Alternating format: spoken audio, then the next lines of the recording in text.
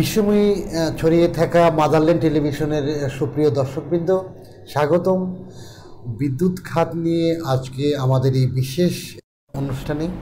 আজকে আমার সাথে আছেন আমাদের বাংলাদেশের বিদ্যুৎ খাতের একজন সফল উদ্যোক্তা এবং মেধাবী ব্যক্তিত্ব জনাব ইঞ্জিনিয়ার উৎপল কুমার দাস।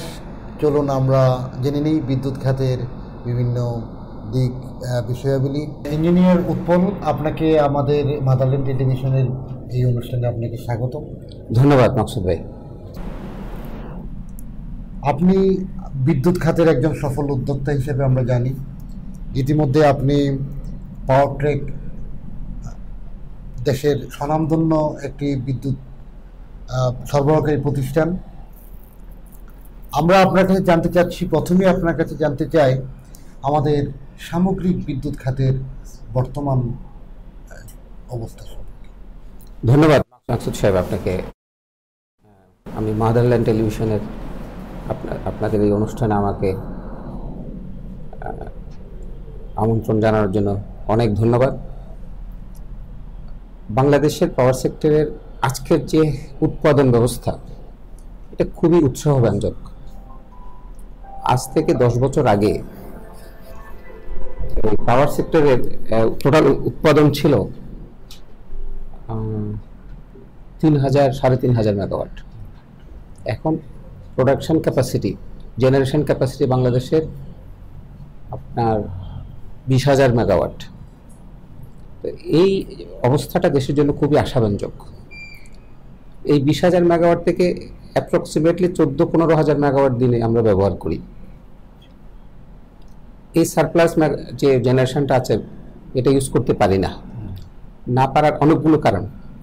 একটা কারণ হলো যে আমাদের ট্রান্সমিশন এবং ডিস্ট্রিবিউশন সিস্টেম এখনো ওই 20,000 মেগাওয়াট ক্যারি করার মতো ডেভেলপ না।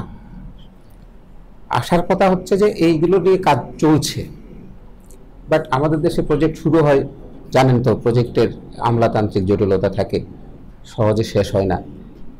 তো কিন্তু সামগ্রিকভাবে সরকার বিদ্যুৎ খাতকে সর্বাধিক প্রাধান্য দিয়ে যে অ্যাপ্রোচ শুরু করেছিলেন, থার্ড সেক্টর হিসেবে যে দেখেছিলেন সেই শুরুর দিক থেকে, সেটা খুবই আশাব্যঞ্জক এবং দেশের বিদ্যুৎ খাতের আমি বলবো যে মোটামুটি এক ধরনের নির্ভরযোগ্য অবস্থায় আমরা পৌঁছে যাচ্ছি।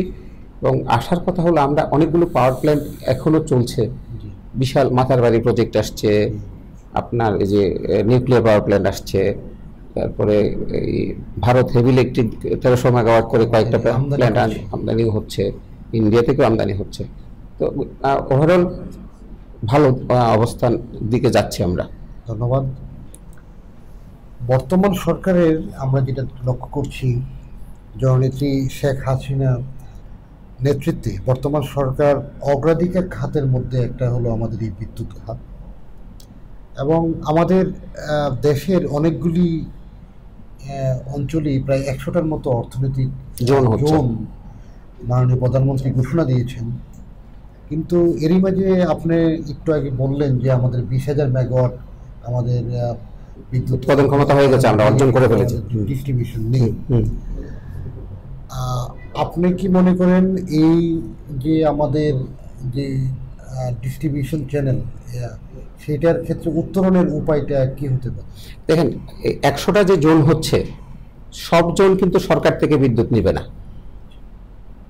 অনেক জোন আমি জানি যারা নিজস্ব বিদ্যুৎ উৎপাদন ব্যবস্থা তৈরি করছেন, এর 2-1 জনের সাথে আমাদের সম্পৃক্ততাও আছে। আর যারা যারা সরকার থেকে নিবেও, সরকারের উৎপাদন ক্ষমতা এমন লেভেলে যাচ্ছে, সরকার যদি এই সমস্ত বেজা বলছি আমরা, ইকোনমিক জোন অথরিটি, তো তাদেরকে বিদ্যুৎ দিলেও গভর্নমেন্টের বরং লাভই হবে। আর তারাও কিন্তু একটু সাশ্রয়ী রেটই পাবে, উৎপাদন খরচও কম না। কেউ কেউ হেভি ফুয়েল দিয়ে জেনারেশনে যাচ্ছে, কেউ কেউ অনেকের নিজস্ব প্ল্যানিং আছে। গ্যাস বিদ্যুৎ ভিত্তিক জেনারেশনটা এই মুহূর্তে একটু ডিসকারেজড হচ্ছে। আমরা জানি বাংলাদেশ ইতিমধ্যেই উন্নয়নশীল দেশে একটা কাতারে, হ্যাঁ, আমরা এটা অর্জন এটা আমাদের দেশের জন্য একটা বড় গৌরবের অর্জন। এই অর্জনের পিছনে আমাদের এই বিদ্যুৎ খাতের অবদানকে আপনি কি অনস্বীকার্য, খুবই ইম্পর্টেন্ট। কারণ আপনি জানেন যে কোনো শিল্পায়নের কিংবা উন্নতির পূর্ব শর্ত কিন্তু বিদ্যুৎ। আপনার ফ্যাক্টরির মোটর বাতি কিছুই চলবে না বিদ্যুৎ ছাড়া। এই যে 20,000 মেগাওয়াট পর্যন্ত আমরা গেছি এবং আমরা একদম অলরাউন্ড ইফোর্ট ছিল। কোল পাওয়ার প্ল্যান্ট, গ্যাস বিদ্যুৎ কেন্দ্র, heavy fuel, solar power plant. Solar প্ল্যান্টের জন্য বাংলাদেশ মোটেও উপযুক্ত প্লেস না, বিকজ আমাদের দেশে ল্যান্ড এরিয়া কম। তারপরেও দেখেন এখনও সোলার পাওয়ার প্ল্যান্ট প্রচুর দিচ্ছে গভর্নমেন্ট, এখনও আইপিপি হচ্ছে, এখনও পাবলিক প্রাইভেট পার্টনারশিপে হচ্ছে। আমি যেটুকু বুঝি যে এই জেনারেশনটা একটা বিশাল ভূমিকা রেখেছে, যে মানুষ আশা নিয়ে দেশি বিদেশি বিনিয়োগকারীরা আসছেন এবং ইনভেস্ট করছেন। ধন্যবাদ। আমাদের জননেত্রী শেখ হাসিনার নেতৃত্বে আমরা যে নিউক্লিয়ার পাওয়ার প্ল্যান্টের কথা আপনি একটু আগে জানি, আমাদের রিনিউয়েবল এনার্জির ক্ষেত্রে, রিনিউয়েবল এনার্জি সারা বিশ্বব্যাপী আমরা জানি গ্লোবালাইজেশনের যুগে রিনিউয়েবল এনার্জি খুব গুরুত্বপূর্ণ একটা। সেই ক্ষেত্রে আমাদের বর্তমান বিদ্যুৎ সেক্টরে আপনারা যারা সফল উদ্যোক্তা হিসেবে আমরা মনে করি, আমাদের কোন ধরনের নীতিমালা এখন আমাদের করা হয়েছে এবং আমাদের এই বিদ্যুৎ ক্ষেত্রে রিনিউয়েবল এনার্জি এটাকে আমরা কিভাবে আরও? দেখুন, আমি বলি শক্তি বা এনার্জি সেক্টরে আমাদের প্রচুর কাজ করার আছে। তো আমি একটা কথা অনেক জায়গায় বলি, সেটা হচ্ছে যে আমরা শুধু প্রজেক্ট বানাই আর প্রজেক্ট ইমপ্লিমেন্ট করতে ডিলে করি, এটা আমাদের অভ্যাসের অংশ। Renewable energy is a very important part of our life. আমি যদি বলি যে আমি রিনিউয়েবল এনার্জি থেকে দূরে থাকবো, এটা সারা দুনিয়ার অগ্রগতিকে অস্বীকার করা হবে। কিন্তু রিনিউয়েবল এনার্জি শুধু সোলার না, আসলে there are lots of way to implement renewable energy. সোলারটা হচ্ছে কি প্লেন্টি অফ সারফেস এরিয়া লাগে, ল্যান্ড এরিয়া লাগে, যেটা আমাদের নাই। আমাদেরকে স্পেসিফিক্যালি ক্ষেত্র বিশেষে, যেমন ধরেন যে ফ্যাক্টরিটার 1 লক্ষ স্কোয়ার ফিট সারফেস এরিয়া আছে, বা সেখানে যদি আমরা 1 মেগাওয়াট সোলার প্ল্যান্ট বসাই, ওনারা কিন্তু খুব সাশ্রয়ী রেটে বিদ্যুৎ সঞ্চয় করতে পারে। আবার 50 মেগাওয়াট 100 মেগাওয়াটের যে সোলার প্ল্যান্টগুলো হচ্ছে, এই ল্যান্ড তো আমাদের জন্য খুবই মূল্যবান ল্যান্ড। আমরা তো কৃষি জমি দখল করে সোলার জেনারেট করছি, এটা ফিজিবল না। এটা আমার ব্যক্তিগত মত, যে এই দেশটা ছোট্ট একটা জমির উপরে আমরা 17 কোটি 18 কোটি মানুষ, এটা ক্রমবর্ধমানশীল। এখানে এই solar power plant is not right technology to implement. কিন্তু একটুখানি সময় নেই আপনার, মাকসুদ ভাই, sorry for the interruption. Energy in every respect, energy, এই যে আমরা reuse of our energy, food, green energy, cleaning process, in all respect we have to all are related to energy. So কাজেই আমাদের কনসিয়াসনেস শুধুমাত্র সোলারে রাখলে হবে না। আমরা তো আমাদের ঢাকা শহরের ওয়েস্ট ম্যানেজমেন্ট করতে শিখি নাই, রাইট? আমি সেখানেও তো এনার্জিটা কি আপনাকে করতাম উন্নত ডেভেলপড কান্ট্রিগুলি আপনার আমাদের যে ওয়েস্টেজ থেকে আমরা এনার্জি কালেক্ট করতে পারি, এবং সারা পৃথিবীর সমস্ত, আমরা তো উন্নয়নশীল দেশে গেছি, কিন্তু আমাদের শহরটা দেখলে কি মানুষ বলবে উন্নয়নশীল? আমরা আমাদের পরিচ্ছন্নতার দিক, আমাদের হাউসকিপিং থেকে শুরু করে, হাউসকিপিং আমাদের, আপনি অনেক উন্নত দেশে দেখবেন যে ঝুড়ি বা ওয়েস্ট বক্স আলাদা করা আছে, অর্গানিক ঝুড়ি, প্লাস্টিক ওয়েস্টেজ, ভেজিটেবল ওয়েস্টেজ, আমরা এমনভাবে সেপারেট করে রাখছি যাতে আমরা ইজিলি ডাম্প করতে পারি এবং সেটা রিসাইকেল করতে পারি। এখানেও তো এনার্জির ইউজ আছে। তো আমরা শুধু প্রোডাকশন করলেই এনার্জির যথার্থ ব্যবহার হবে না, এই যে ওয়েস্ট ম্যানেজমেন্ট থেকেও এনার্জি যথেষ্ট ব্যবহার করা উচিত। এগুলো আমাদের, এই যে আপনারা মিডিয়াতে আছেন, আপনারা কাইন্ডলি এই ছোট ছোট বিষয়গুলো নিয়ে একটু মাঝে মধ্যে জনগণকে সচেতন করবেন, এটা আমার রিকোয়েস্ট। আমরা জানি আপনি সেক্টরের একজন অন্যতম উদ্যোক্তা এবং সফল উদ্যোক্তাই বলা যায়। আপনি নিশ্চয়ই জানেন আমাদের প্রাকৃতিক গ্যাসের মজুদ ইতিমধ্যেই আমরা অনেকটুকুই তলানির পর্যায়ে আমরা পৌঁছে গেছি। আমাদের ভবিষ্যৎ প্রজন্মের কথা, আমাদের উন্নয়নশীল দেশের কথা আমরা যদি চিন্তা করি যে বিকল্প হিসেবে এখন জননীতি শেখ হাসিনা এলএনজিকে প্রাধান্য দিচ্ছে, প্রাধান্য দেওয়া হচ্ছে, এই সেক্টরে এই কার্যক্রম সম্পর্কে আমাদের আপনার, আমি বলবো কি, আমি কোনো পলিটিক্যাল দৃষ্টিভঙ্গি থেকে না বলেও বলতে পারি যে জননেত্রী শেখ হাসিনা অনেক দূরদর্শী সিদ্ধান্ত নিয়েছেন এই এলএনজি টার্মিনাল থেকে শুরু করে এলএনজি রিলেটেড ইন্ডাস্ট্রিয়াল ডেভেলপমেন্টকে এনকারেজ করার মাধ্যমে। গ্যাস তো শেষ হবেই, তারপর আশার বাণী আছে আমাদের ব্লু ইকোনমি, আমাদের সমুদ্র অর্জন, এখান থেকে গ্যাস উত্তোলনের প্রক্রিয়া শুরু হচ্ছে, but it will take time. কিন্তু এই যে এত সারা দেশের গ্যাসের মানে চুলাগুলোর দ্যাট ইজ ভেরি ইম্পর্ট্যান্ট, এটা আরও অনেক আগে শুরু করার দরকার ছিল। দেখেন, এই ফুয়েল এনার্জি বলি, লিকুইড এনার্জি বলি, গ্যাস এনার্জি বলি, এর কোনো বিকল্প নাই দেশকে সফলতম জায়গায় নিতে। এখন উন্নয়নশীল হয়েছে, আমরা উন্নত দেশ হব, উন্নত জাতি হব। উন্নত জাতি শুধু টাকা পয়সায়, গ্যাসে আর লিকুইডে হলে হবে না, মননে মানসিকতাই হতে হবে। মাকসুদ ভাই, আপনাকে অনেক ধন্যবাদ, আপনি আজকে এই অনুষ্ঠানে ডেকেছেন। আমি এখনও বিশ্বাস করি যে এই সরকারের এই প্রত্যেকটা উদ্যোগ এই এনার্জি রিলেটেড, এলএনজি রিলেটেড খুবই সাকসেসফুল হবে যদি আমরা যাদেরকে মাধ্যমে এটা ইমপ্লিমেন্ট করি, আমাদের ইমপ্লিমেন্টিং অথরিটি, আমাদের আমলাতন্ত্র, আমাদের প্রজেক্টের হেড যেখানে যারা আছেন, তারা যদি আরেকটু এফিসিয়েন্ট আর অ্যাক্টিভ হন। দেখেন, একজন রাজনৈতিক নেতা উনি তো implemented non, he is a visionary leader, কিন্তু এটা ইমপ্লিমেন্ট করবেন আমাদের সচিবরা, আমরা যারা প্রকৌশলীরা, উদ্যোক্তারা আছে, প্রজেক্ট ডিরেক্টররা, ওনাদেরকে আর একটু সচল হতে হবে, তাহলেই দেশটা এগিয়ে যাবে। আপনি আমাদের আলোচনার শুরুতেই বলছিলেন যে আমাদের ডিস্ট্রিবিউশন এবং আপনার সঞ্চালন লাইনের জন্য, মানে স্পেসিফিক্যালি যদি আমরা বলি যে আজকে আমরা আপনার রূপপুর পারমাণবিক বিদ্যুৎ কেন্দ্র সম্ভবত আমরা 2021 সালে আমরা চালু করতে পারবো, আশাবাদী। আজকে আমাদের 2018 শেষ, 2019, 2020 এবং 2021। সো যদি এই যে ডিস্ট্রিবিউশন সিস্টেম, যে আমাদের প্রোডাক্ট আমরা পেয়ে যাবো ইনশাল্লাহ, এই ডিস্ট্রিবিউশনের জন্য আমাদের কি পরিকল্পনা আমাদের করা উচিত বা কী ধরনের প্রিপারেশন আমাদের এখন নেওয়া উচিত বলে আপনি মনে করেন? দেখেন, এই জায়গাটাই আমি আপনাকে আশ্বস্ত করি, আমাদের বেশ কিছু পিজিসিবির আন্ডারে এবং power development board, west zone, north power zone, ওনারা তাদের সিস্টেমকে আপগ্রেড করার জন্য সাবস্টেশন আপগ্রেডেশন এবং লাইন আপগ্রেডেশন, এই কাজগুলো ওনারা করছেন সিস্টেমেটিকলি, এবং আশা করা যায় 2021 সাল নাগাদ একটা লেভেলে পৌঁছাবেন। হ্যাঁ, তো এই জায়গাটাই আমার মনে হয়েছে যে নিউক্লিয়ার পাওয়ার প্ল্যান্ট যখন জেনারেশন শুরু হবে তার আগেই ইনফ্রাস্ট্রাকচারটা একটা লেভেলে পৌঁছাবেন। তারপরেও সংখ্যা থেকে যায়, কারণ আমাদের implementing authority is very slow,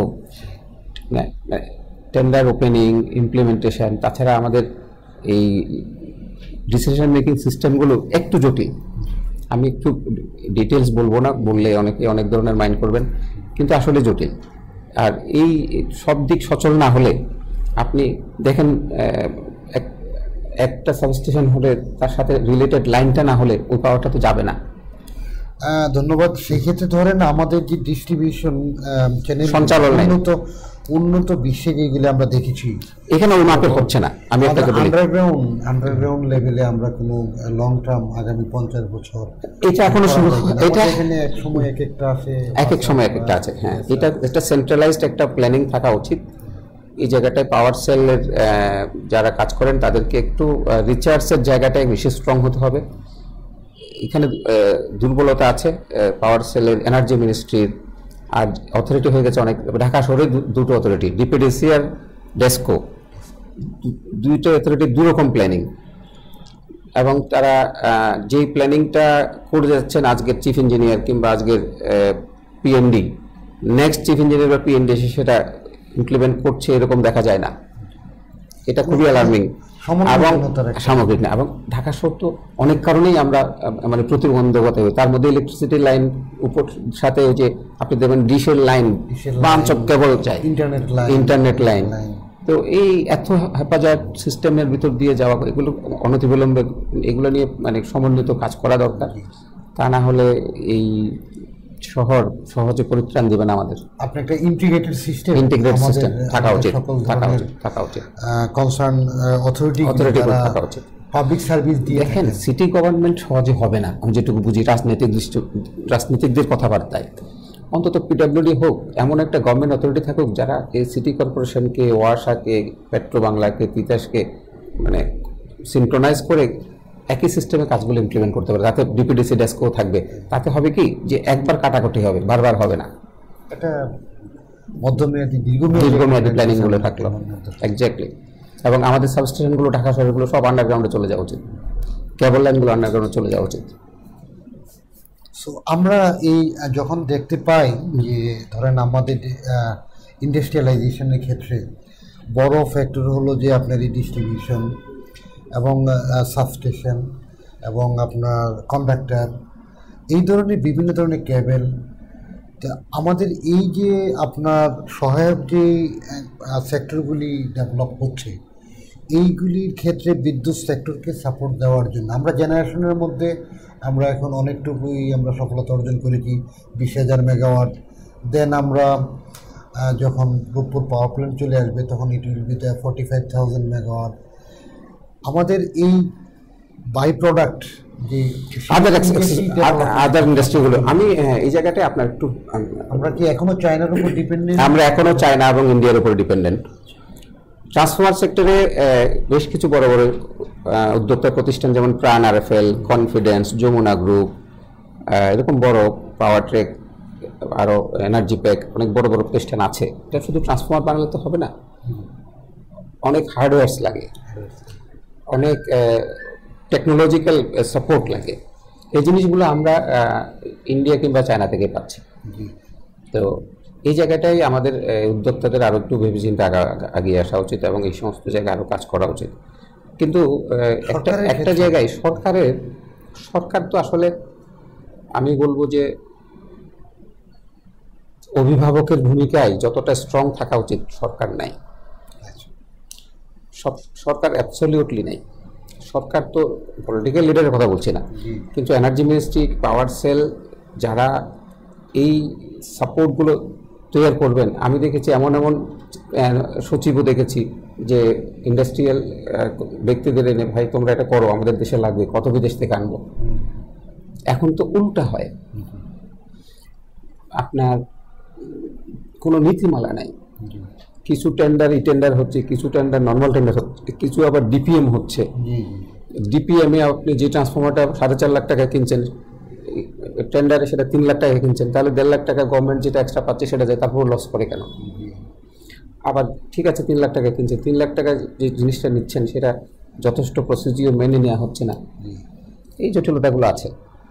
জনাব উৎপল কুমার দাস, ধন্যবাদ আপনাকে আমাদের মাঝে মাদারল্যান্ড টেলিভিশনের বিদ্যুৎ খাতের বিভিন্ন ধরনের সমস্যা, সম্ভাবনার কথা আমরা শুনলাম, আপনার সুন্দর মতামত আমরা জানলাম।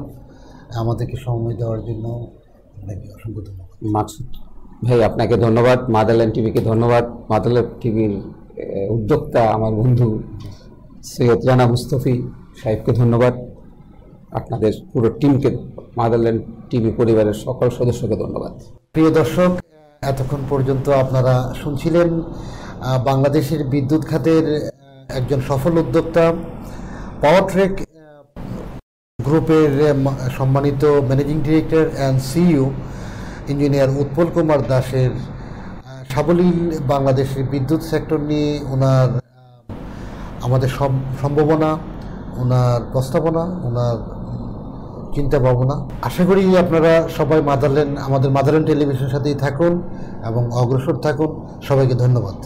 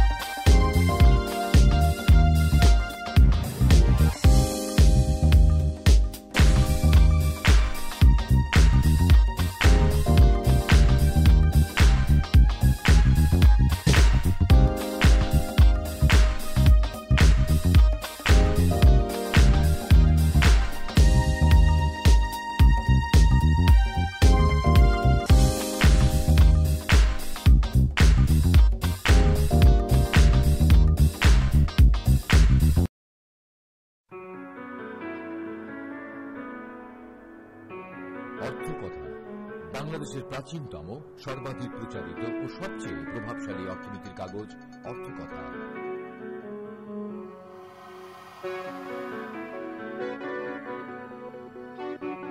বাংলাদেশে অর্থনৈতিক সাংবাদিকতার পথিকৃৎ সৈয়দ রানা মুস্তাফি সম্পাদিত অর্থকথা।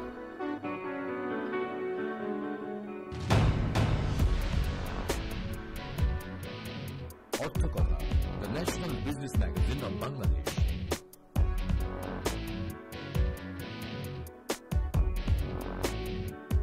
অর্থকথা বাংলাদেশ থেকে প্রকাশিত আন্তর্জাতিক বিজনেস ম্যাগাজিন। দীর্ঘ 28 বছর ধরে নিয়মিত প্রকাশিত সমাজ অর্থনীতির দেশ সেরা ম্যাগাজিন অর্থকথা পড়ুন, অগ্রসর থাকুন।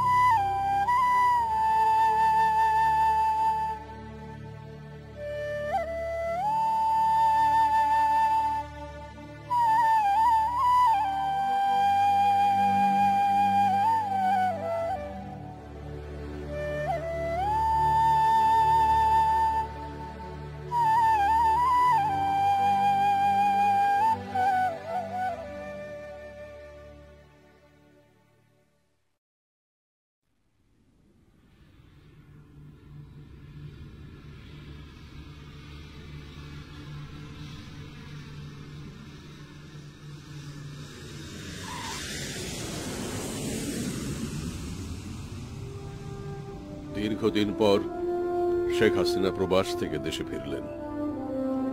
বেরিয়েছিলেন স্বামীর সাথে সংসার করবেন বলে, ফিরলেন জনতার নেতা হয়ে।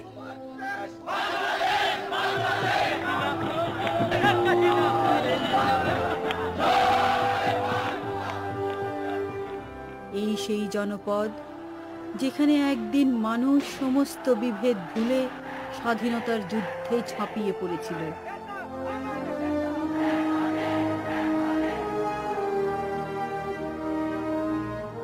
আবার এই সেই দুর্ভাগা দেশ যেখানে বিশ্বাসঘাতকের দল নৃশংসভাবে খুন করে তাদেরই জনক এবং তার পরিবারের 20 জন সদস্যকে।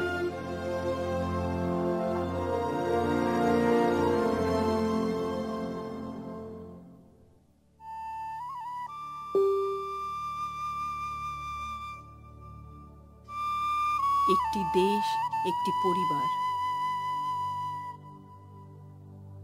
বাইগার নদীর তীর ঘেঁষে কাশবন, ধান, পাট, আখ ক্ষেত, খেজুর, তাল, নারকেল গাছের সারি, তাতে বাবুই চড়ুই পাখিদের কলকাকলি, ক্লান্ত ঘুঘুর ডাক। সেখানে ছায়ায় ঘেরা, মায়ায় ভরা, শান্ত নিরিবিলি ছোট্ট একটি গ্রাম, টুঙ্গিপাড়া। এখানে 200 বছরের পুরনো একটি সাধারণ পরিবার একটি জাতির পুনর্জন্মের সাথে কিভাবে জড়িত হয়ে গেল, সে এক বিস্ময়কর কাহিনী। এই পলিমাটির গ্রাম থেকে উঠে এসে বাংলাদেশের স্থপতি বঙ্গবন্ধু শেখ মুজিবুর রহমান একদিন ডাক দিয়েছিলেন স্বাধীনতার। এবারে সংগ্রাম আমাদের মুক্তির সংগ্রাম, এবারে সংগ্রাম স্বাধীনতার সংগ্রাম। জয় বাংলা। এবং পরবর্তীকালে তাঁরই প্রথম কন্যা শেখ হাসিনার উপর দায়িত্ব বর্তায় সেই অর্জিত স্বাধীনতা রক্ষার।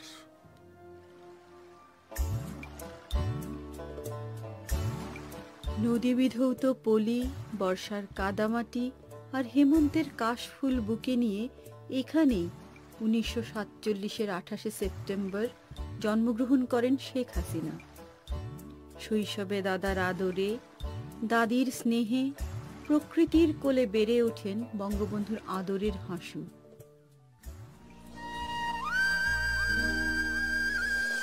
আজকের প্রধানমন্ত্রী শেখ হাসিনা শৈশবে পাড়াগাঁয়ের আর 10টি উচ্ছল মেয়ের মতোই বেড়ে উঠেছেন।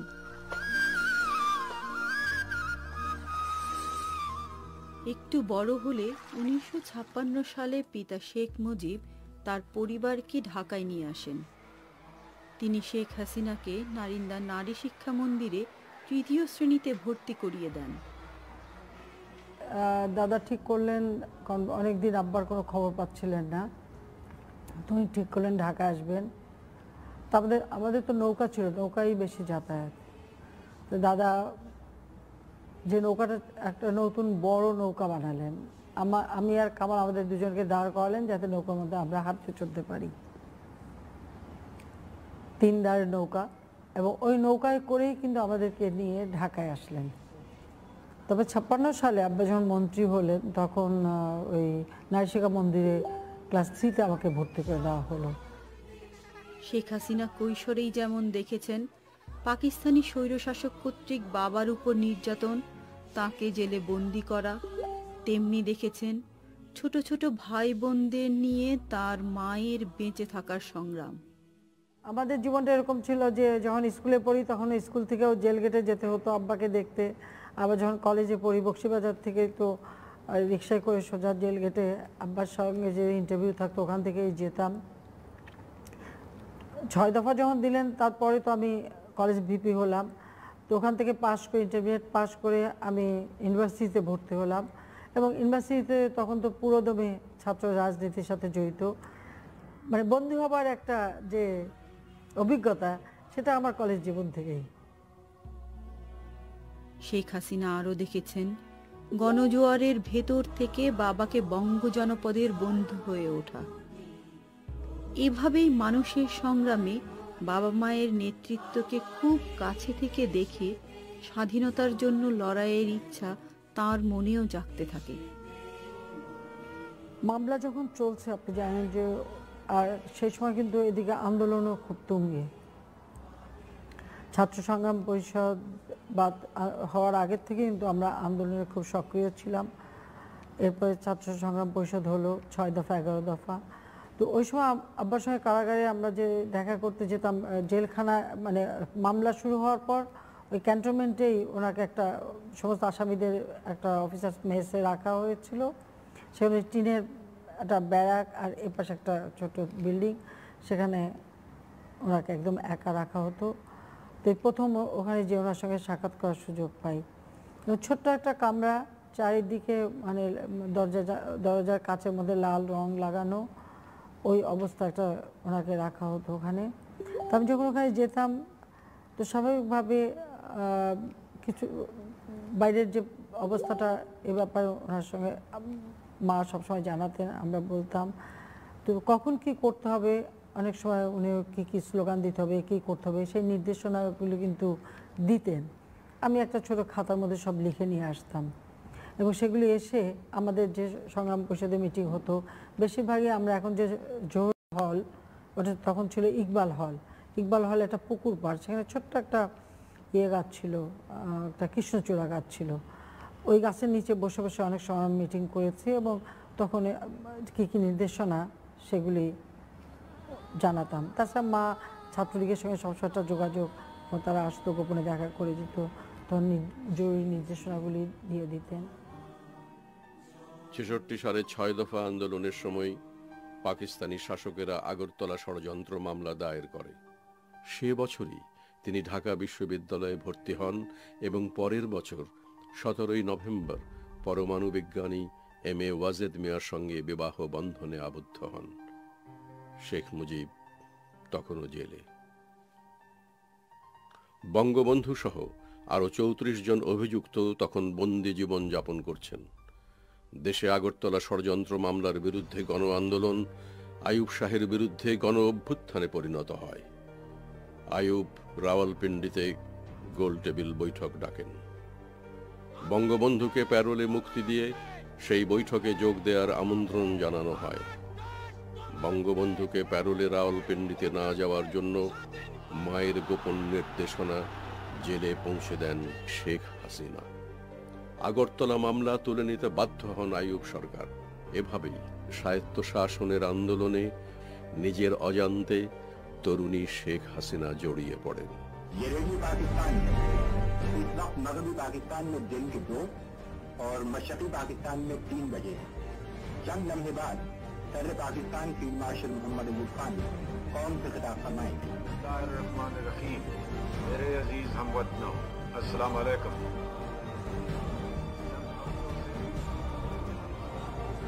1969 সালে সারা পাকিস্তান জুড়ে প্রচন্ড গণবিক্ষোভে আইয়ুব সরকারের পতন হয়। জেনারেল ইয়াহিয়া নতুন প্রেসিডেন্ট হন। সে বছর এপ্রিলে স্বামী ওয়াজেদ মিয়ার নতুন কর্মস্থল ইটালিতে স্থানান্তরিত হয়। শেখ হাসিনাকে সংসার গড়ার স্বপ্ন নিয়ে দেশ ছাড়তে হয়। 69-এর অক্টোবরে আসন্ন নির্বাচনকে ঘিরে বাংলাদেশের ভবিষ্যৎ নির্ধারণে আন্তর্জাতিক সমর্থন আদায়ের জন্য বঙ্গবন্ধু লন্ডনে যান। শেখ হাসিনাও তখন বাবার সাথে লন্ডনে পুরোটা সময় কাটান। ইতালি থেকে আমি লন্ডনে আসি, কারণ বঙ্গবন্ধু তখন লন্ডনে যান। অক্টোবর মাসের 23 তারিখে তিনি লন্ডনে পৌঁছান, এটা 69 সালে। এবং আমরা ইটালিতে 6 মাস অজয় সাহেবের কাজ শেষ, উনি ডাইরেক্ট বাড়িতে তখন আবার 1 বছরের জন্য নতুন অ্যাসাইনমেন্ট পেয়েছেন, তো উনি চলে আসলেন। আমরা ঠিক 22 অক্টোবর আমরা লন্ডন পৌঁছালাম, আবার 23 তারিখে পৌঁছালেন। এবং ওখানেও তিনি ক্যাম্পেইন করছিলেন আমাদের প্রবাসী বাঙালি, কারণ আগরতলা ষড়যন্ত্র মামলার বিরুদ্ধে যে আন্দোলন, সেই আন্দোলনে প্রবাসী বাঙালিদের বিরাট ভূমিকা ছিল, তারা অনেক সহযোগিতা করে। স্যার টমাস উইলিয়ামসকে পাঠান। তো উনি বার্মিংহাম, ম্যানচেস্টার, লুটন বিভিন্ন জায়গায় সফর করেন, ওখানে ঘুরে বেড়ান। আর সেই সাথে তো ওখানে বসে মোটামুটি একটা পরিকল্পনা যে নির্বাচন হবে, যদি সরকার গঠন করতে না দেয় তাহলে যুদ্ধ হবে এবং যুদ্ধে আমাদের বিজয় অর্জন করতে হবে। কাজে যুদ্ধের প্রস্তুতি নেওয়ার জন্য ট্রেনিংয়ের দরকার এবং কি কি প্রয়োজন, এইসব বিষয়, যদি শরণার্থী যায় তাদের কোথায় আশ্রয় হবে, তাদের আশ্রয়ের ব্যাপারে, এই বিষয়গুলি কিন্তু লন্ডনে বসে সব উনি পরিকল্পনা করে আসেন। ঠিক উনি লন্ডন থাকা অবস্থায় আপনার আদমজিতে তখন বাঙালি বিহারি রাইট শুরু হলো, এবং আদমজিতে রাইট, সেই সাথে আরও কয়েক জায়গায়। এই খবরটা পেয়েই উনি ঢাকায় ফিরে আসলেন। 70-এর শেষের দিকে মায়ের কাছে থাকবেন বলে শেখ হাসিনা ঢাকায় ফিরে আসেন। তারপর আসে উত্তাল 71।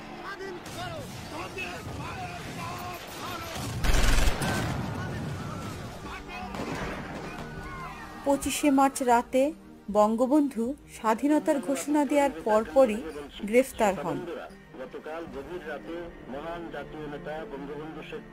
সেই রাতেই শেখ হাসিনা সহ বঙ্গবন্ধু পরিবার অন্য একটি বাড়িতে আশ্রয় নেয়।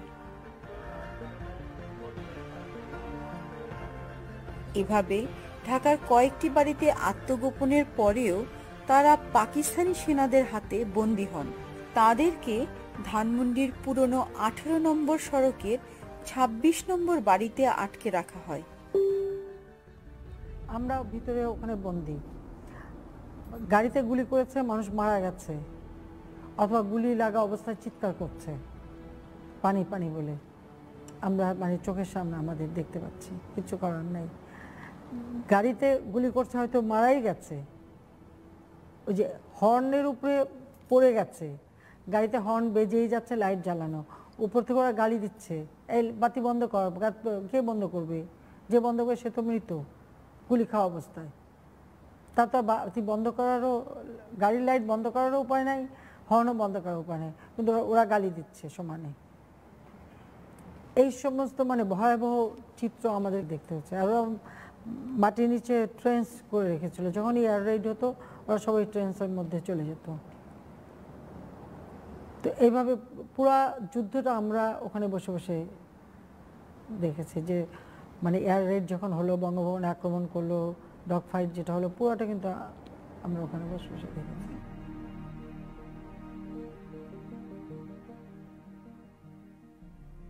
মুক্তিযুদ্ধের এই সময়টাতে 27শে জুলাই শেখ হাসিনার প্রথম সন্তান সজীব ওয়াজেদ জয়ের জন্ম হয়। বঙ্গবন্ধু গ্রেফতার হবার আগেই তার নাতির জয় নামটি পছন্দ করে রেখেছিলেন। এই জয় যেন 7 কোটি মানুষের মুক্তির জয়, স্বপ্নের স্বাধীনতার জয়।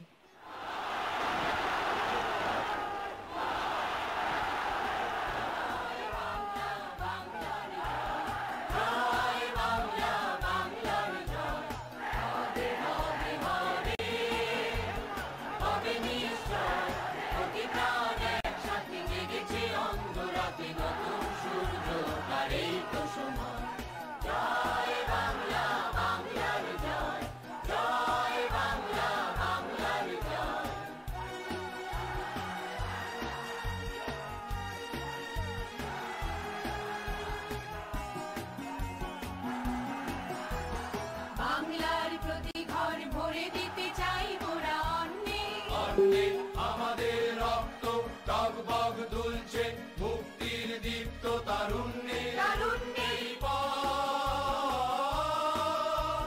হয় হোক রক্তের প্রচ্ছদ পথ, হয় হোক রক্তের প্রচ্ছদ পথ, তবু করি না 16ই ডিসেম্বর 1971 এদিন পাকিস্তানি হানাদার বাহিনীর বিরুদ্ধে বাংলাদেশ বিজয় লাভ করল।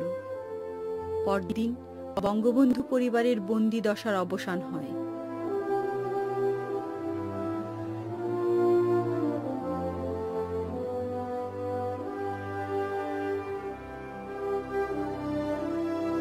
তারপর 10ই জানুয়ারি বঙ্গবন্ধু চোখে অশ্রু, মুখে হাসি, বুকে অব্যক্ত বেদনা নিয়ে স্বাধীন দেশের মাটিতে ফিরে এলেন। জাতি ফিরে পেল তার বিজয়ী নেতা, আর শেখ হাসিনা ফিরে পেলেন তার বাবাকে। 8 তারিখে উনি যখন রিলিজ হলেন তখন তো বিবিসি নিউজে প্রথম জানা গেল যে উনি ছাড়া পেয়েছেন এবং লন্ডনে প্রেস কনফারেন্স করলেন। তারপরে তো ঢাকার পথে রওনা হলেন, ফিরে এলেন। এয়ারপোর্টের থেকে নেমে উনি কিন্তু গেলেন সহজদি উদ্যানে ওনার জনতার কাছে। আমরা গভীর উদ্বেগে বসে আছি। আমার দাদা, কামাল, জামাল সবাই এয়ারপোর্টে চলে গেল। তো আমার যেহেতু ছোট বাচ্চা আর মা একা, মা একটা রেডিও নিয়ে চুপ করে বসেছিলেন, পুরো ধারা বিবরণী শুনছিলেন। মনে হচ্ছিল মা যেন একটা পাথরের মূর্তির মতো বসে আছে, এরকম ছিলেন। তারপর আব্বা এসে বাসায় সন্ধ্যার সময় ঢুকলেন। কারণ এই ফিরে পাওয়াটাও আমাদের জন্য একটা বিরাট ছিল।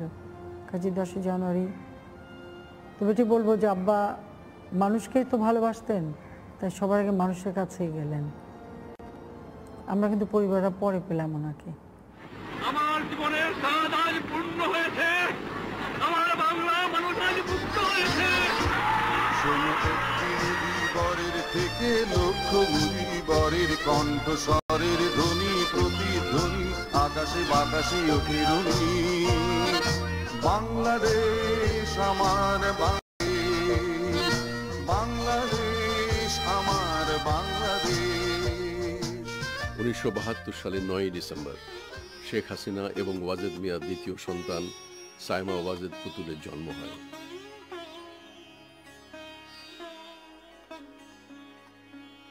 শেখ হাসিনার চোখের সামনে পাল্টে যেতে থাকে সমাজ, দেশ এবং সর্বোপরি রাজনীতি। They should have come forward, at least for the sake of humanity, to save my unfortunate people. Unarmed civilians were killed by the barbarous army of Pakistan. We expected, as a democratic nation, that United States administration should have been protested, at least to say that don't do this, at least for the sake of humanity. I am sorry. They have not done it. পিতার স্বাধীনতা আন্দোলনের অনেক পুরনো সহকর্মীকে খুব কাছে থেকে বদলে যেতে দেখেন। লক্ষ্য করেন স্বাধীনতা রক্ষায় বঙ্গবন্ধুর নিঃসঙ্গ অথচ কঠোর অভিযাত্রা। শেখ হাসিনা তখন তাঁর পিতার পাশে দৃঢ়ভাবে দাঁড়িয়েছিলেন। অজান্তেই বাবার কাছ থেকে পাঠ নিচ্ছিলেন নির্ভীক অটল বিশ্বাসে কঠিন দুঃসময়ে হাল ধরবার।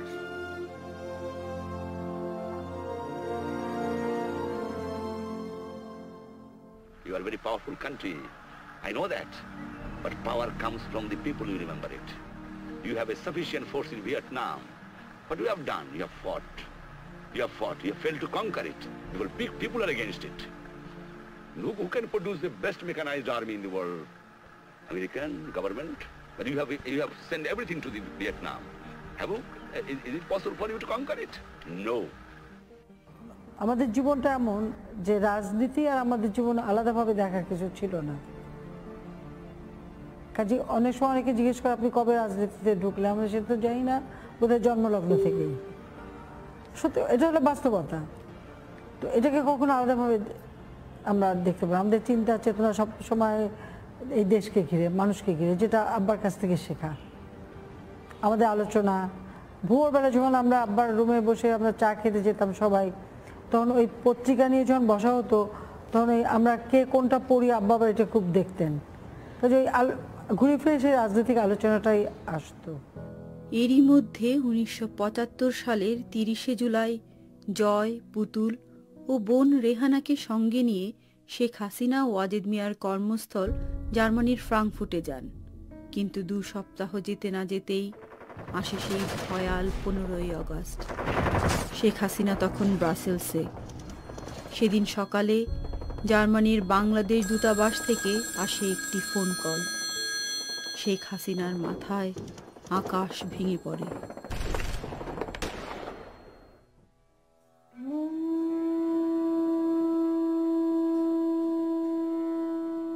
আমরা তো চিন্তাই করতে পারিনি যে এরকম একটা ঘটনা ঘটতে পারে। আমি 30 তারিখে গেলাম, জার্মানিতে পৌঁছলাম 31 তারিখে। আমরা তখন ইউরোপ ট্যুর করছিলাম। আমরা ওদিন নেদারল্যান্ড গেলাম, আমরা ফিরে এলাম বেলজিয়ামে। সানুল হক সাহেব তখন অ্যাম্বাসেডর, ওনার বাসায় ছিলাম। সকালবেলা ফোন আসলো, হুমায়ুন রশিদ সাহেব তখন অ্যাম্বাসেডর জার্মানিতে, উনি খবর দিলেন। খবরটা শোনার সাথে সাথে আমি বললাম যে বাংলাদেশে কু হয়েছে, তাহলে তো আমার কেউ বেঁচে নাই, আমার আব্বা নেই। তখন কিন্তু আমরা কিচ্ছু জানি না। আর ওদের ভাষায় কথা হচ্ছে, টেলিভিশনের ছবি, কিন্তু আমরা তো ভাষা বুঝতে পারছি না। হুমায়ুন রশিদ সাহেব ওনার সেক্রেটারিকে পাঠালেন। সানুল হক সাহেব পলিটিক্যাল অ্যাপয়েন্টি ছিলেন, কিন্তু উনি তখন যত তাড়াতাড়ি আমাদের বিদায় দিতে পারেন, এমনকি উনি গাড়িটাও দিলেন না আমাদের বর্ডার পর্যন্ত পৌঁছে দিতে, বলে দিলেন গাড়ি নষ্ট। যাক, ওখানে একজন অফিসার ছিলেন, তার ওয়াইফ আমার বান্ধবী ছিল, আমরা স্কুলে একসাথে পড়েছি। ওদের গাড়িতে আমাদের বর্ডার পর্যন্ত পৌঁছে দিল। হুমায়ুন রশিদ সাহেবের পাশে আমাদেরকে শেল্টার দিলেন। হুমায়ুন রশিদ সাহেবই প্রথম আমাকে আলাদাভাবে ডেকে নিয়ে জানালেন এই ঘটনা। রেহানাকে বলতে পারিনি, কিন্তু এটা তো ঠিক যে বুঝতে তো পারত যে নিশ্চয়ই কেউ নেই। আমাদের কাছে একটু খবর ছিল মা আছে বেঁচে। আমরা খোঁজ নিতে চেষ্টা করলাম, অ্যামনেস্টি ইন্টারন্যাশনাল, রেড ক্রস, সকল জায়গায় আমরা যোগাযোগ করার চেষ্টা করলাম। আমরা নানা ধরনের খবর পেতাম। এরপর ইন্দিরা গান্ধী এবং মার্শাল টিটো আমাদের মেসেজ পাঠালেন। তো যুগোস্লাভিয়া যেহেতু আমাদের কোনো লাভ নেই অত দূরে, তো মিসেস গান্ধী ব্যবস্থা করলেন, হুমায়ুন রশিদ সাহেব সব আয়োজন করে দিলেন। আমরা দিল্লিতে চলে এলাম। আমরা যখন প্লেনে আসি, পেপারে তখন পুরো ঘটনাগুলি লেখা। তারপর ইন্দিরা গান্ধীর সঙ্গে দেখা হলো, উনি আমাদের ডাকলেন এবং ওখানে উনি বললেন যে কেউ নেই।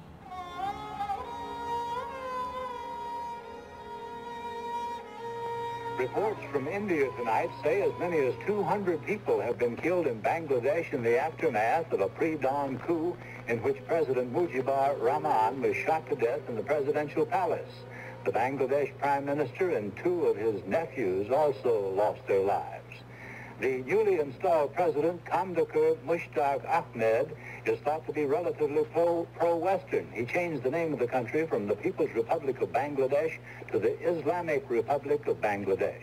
যারা অসহযোগিতা করিবেন দেশের বিরুদ্ধে ছাত্রের ছাত্রী তাদের চরম দণ্ড দেওয়া হইবে। বাংলাদেশ জিন্দাবাদ।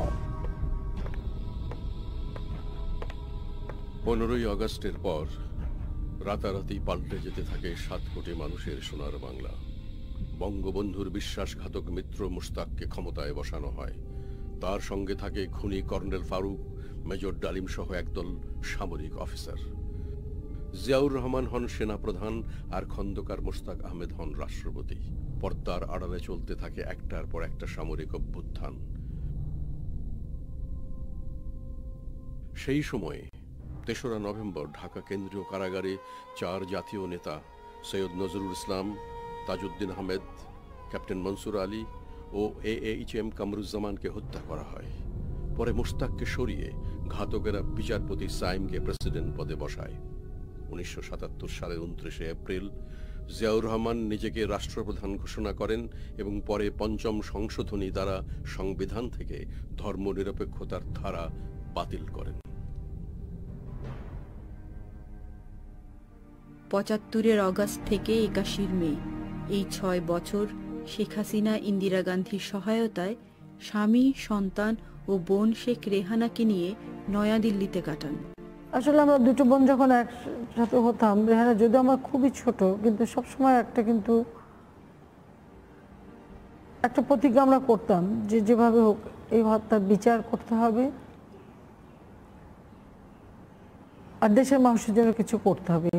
কিভাবে করব কেউ সেটা হয়তো অতটা চিন্তা করা আমাদের পক্ষে তখন সম্ভব ছিল না, কিন্তু এই অনুভূতিটা ছিল যে এই দেশের মানুষের জন্যই তিনি এত বড় আত্মত্যাগ করে গেছেন, সারাটা জীবন কষ্ট করলেন। আমাদেরকে একটা কিছু করতে হবে, এই চিন্তাটা আছে, এই চিন্তাটা ছিল। 1979 সালের 6ই এপ্রিল জিয়াউর রহমান বাংলাদেশের সামরিক আইন প্রত্যাহার করেন। আওয়ামী লীগে তখন চলছে নেতৃত্বের সংকট। এই সময় থেকেই আওয়ামী লীগের শীর্ষ নেতারা দিল্লিতে শেখ হাসিনার সাথে যোগাযোগ শুরু করেন। দলে ঐক্য বজায় রাখার জন্য তারা শেখ হাসিনাকে সভানেত্রীর পদ গ্রহণের অনুরোধ জানান।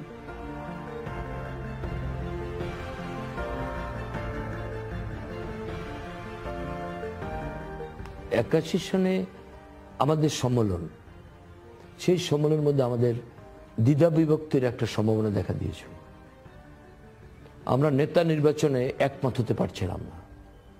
প্রয়াত জনাব আব্দুর রাজ্জাক এবং আমি, আমাদের দুজনের মধ্যে ভুল বুঝাবুঝি ছিল এবং দুভাগে বিভক্তের মতো ছিল। তখন আমরাই সম্মিলিতভাবে কে দলের প্রধান হবে, আমরা ঐতিহাসিক সিদ্ধান্ত গ্রহণ করেছিলাম যে বঙ্গবন্ধুর কন্যার হাতে যদি আমরা আওয়ামী লীগের পতাকা তুলে দেই তাহলে তিনি হবেন ঐক্যের প্রতীক এবং তিনি এই দলটাকে ঐক্যবদ্ধভাবে পরিচালনা করতে পারবেন। শেখ হাসিনা এতদিন বিদেশে বসে দেশের রাজনৈতিক অবস্থা পর্যবেক্ষণ করেছেন। দলের নেতৃত্ব গ্রহণের ইচ্ছা তাঁর ছিল না, কিন্তু আওয়ামী লীগের প্রবীণ নেতাদের অনুরোধে তিনি শেষ পর্যন্ত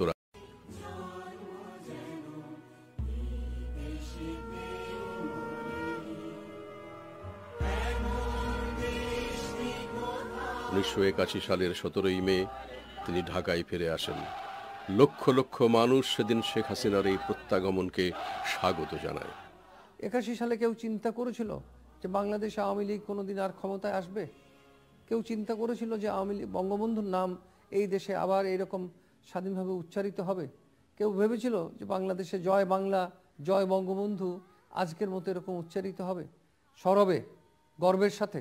এই সবগুলোই 81 সন থেকে সেই যে ফিরে এলেন জননেত্রী শেখ হাসিনা, তারপর থেকে যে কি অক্লান্ত পরিশ্রম করে, কষ্ট করে, নির্যাতন সহ্য করে, ঠিক পিতার মতোই, পিতাও যেমন কষ্ট করেছেন, যেমন যেভাবে সকলের দ্বারা নিষ্পেষিত হয়েছেন, নির্যাতিত হয়েছেন, জননেত্রী শেখ হাসিনা তিনিও কিন্তু সেই রকমই প্রতিকূল অবস্থায় ছিলেন।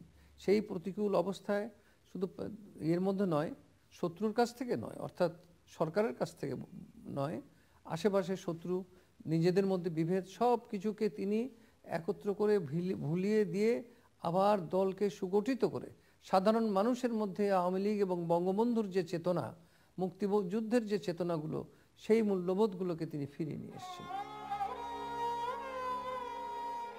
অর্ধযুগ পর বঙ্গবন্ধু কন্যা এমন এক বাংলাদেশে ফিরলেন যেখানে রেখে যাওয়া পরিবারের কেউ আর বেঁচে নেই।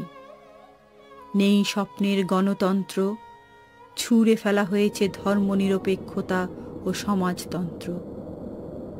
দানবের বিষাক্ত পদচারণায় যখন বাংলাদেশ আতঙ্কিত, তখন বঙ্গবন্ধুর আওয়ামী লীগের নৌকার বৈঠা হাতে তুলে নিলেন শেখ হাসিনা।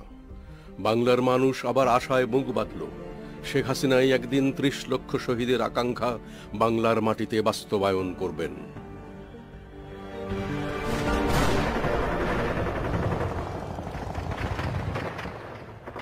এরই মধ্যে ১৯৮১ সালের ৩০শে মে জেনারেল জিয়াউর রহমান সেনাবাহিনীর বিদ্রোহী সদস্যদের হাতে নিহত হন।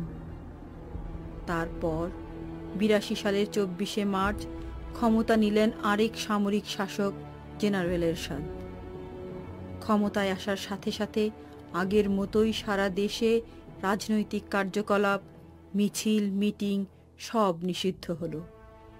কিন্তু সামরিক শাসকের সব বিধিনিষেধ উপেক্ষা করে সে বছর শেখ হাসিনার নেতৃত্বে বাংলাদেশ আওয়ামী লীগ জাতীয় স্মৃতিসৌধ প্রাঙ্গণে ২৬শে মার্চ স্বাধীনতা দিবস পালন করে।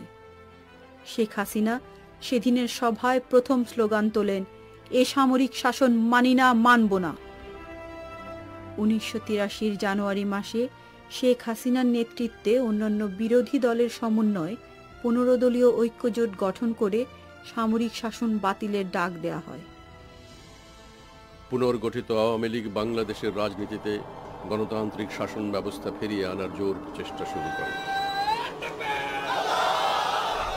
কিন্তু এর মধ্যেই ৭১-এর যুদ্ধাপরাধীরা বিএনপির সঙ্গে জোট বেঁধে মুক্তিযুদ্ধের গণচেতনায় আঘাত হানতে শুরু করেছে। শেখ হাসিনার দেশে প্রত্যাবর্তন এবং আওয়ামী লীগের পুনর্জাগরণ যুদ্ধাপরাধীদের মনে ভয় ধরিয়ে দেয়।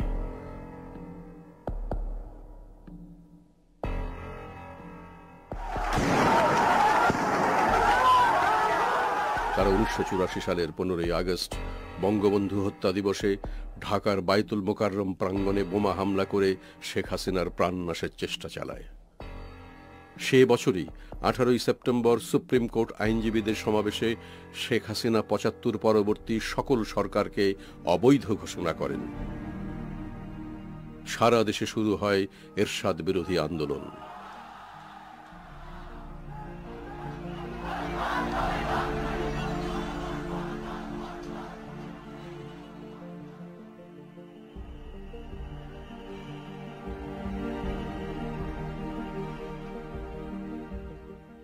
উনিশশো ৮৬ সালের ৭ই মে বাংলাদেশের তৃতীয় সংসদ নির্বাচন হয়।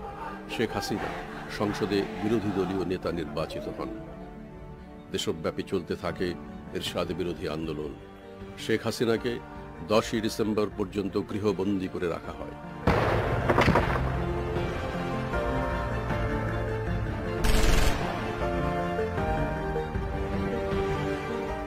ব্যাপক গণ আন্দোলনের মুখে ১৯৯০ সালের ২৭শে নভেম্বর সারা দেশে জরুরি অবস্থা ঘোষণা করা হয়। এর প্রতিবাদে ঢাকা বিশ্ববিদ্যালয়ের উপাচার্য ও অধিকাংশ শিক্ষক একযোগে পদত্যাগ করেন। বাংলার গণ আন্দোলন ৬৯-এর মতো আবার গণ অভ্যুত্থানে পরিণত হয়। ৬ই ডিসেম্বর রাতে এরশাদ পদত্যাগ করে নির্বাচন দিতে বাধ্য হন। দেশে ফেরার পর থেকে প্রতিটি মুহূর্ত লড়াই করেছেন শেখ হাসিনা। উচ্ছেদ করেছেন সামরিক শাসন।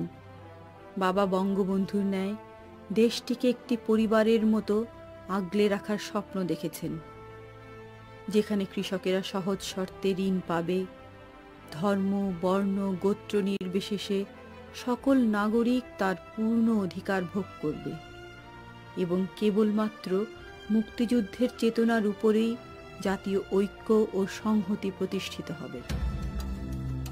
কিন্তু 1991 সালের নির্বাচনে জিতে সামরিক শাসনের উত্তরসূরি বিএনপির নেত্রী বেগম খালেদা জিয়া ক্ষমতায় আসেন।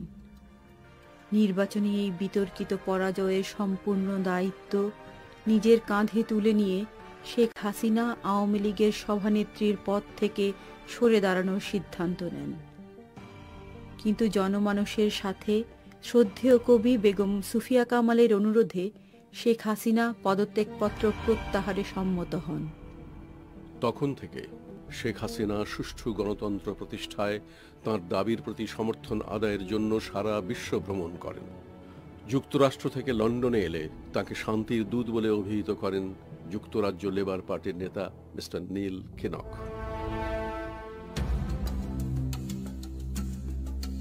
এদিকে ক্ষমতায় বসার সাথে সাথে বিএনপি সরকার যুদ্ধাপরাধী জামাতের অন্যান্য নেতাকে সাথে নিয়ে বাঙালির অসাম্প্রদায়িক জাতীয়তাবোধের চেতনাকে বিকৃত করার অভিযান চালাতে থাকে। তারা দেশদ্রোহী রাজাকারদের রাজনীতিতে পুনর্বাসনের সুযোগ করে দেয়। তখন দেশের প্রগতিশীল মানুষ যুদ্ধাপরাধীদের ক্ষমতায় আসার চক্রান্তের বিরুদ্ধে আন্দোলন গড়ে তোলে। গঠিত হয় ঘাতক দালাল নির্মূল কমিটির গণ আদালত। বিএনপি সরকার গণ আদালতের 24 জন বুদ্ধিজীবীর বিরুদ্ধে রাষ্ট্রদ্রোহিতার মামলা করে। গণ আদালতের রায় বানচাল করার জন্য যুদ্ধাপরাধীরা ইসলাম ধর্ম অবমাননার নামে সারা দেশে সাম্প্রদায়িক দাঙ্গা শুরু করে। শেখ হাসিনা এর প্রতিবাদ করায় তাকে 1 মাসের জন্য আটক করা হয়।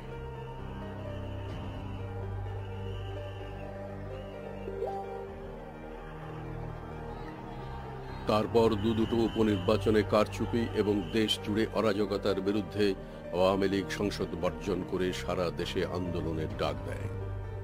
তারা বিএনপি সরকারের নেতৃত্বে কোনো নির্বাচনে অংশ না নেওয়ার সিদ্ধান্ত নেয়। এই আন্দোলনের চাপের মুখেই 1996 সালের ফেব্রুয়ারি মাসে বিএনপি একটি সাধারণ নির্বাচন দেয়।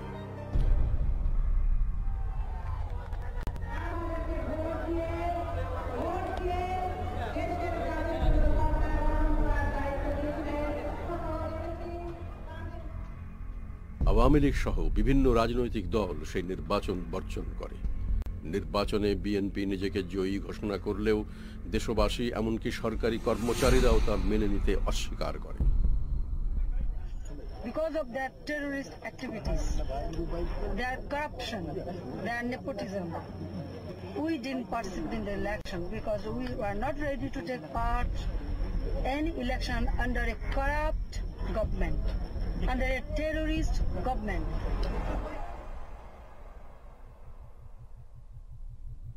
গড়ে ওঠে জনতার মঞ্চ।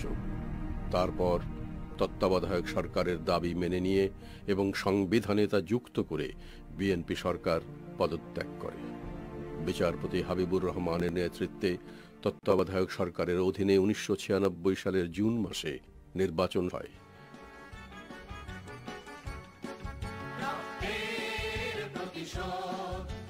সেই নির্বাচনে জয়ী হয়ে দেশে ফেরার 15 বছর পর প্রথমবারের মতো শেখ হাসিনার নেতৃত্বে বাংলাদেশ আওয়ামী লীগ জাতীয় ঐকমত্যের সরকার গঠন করে।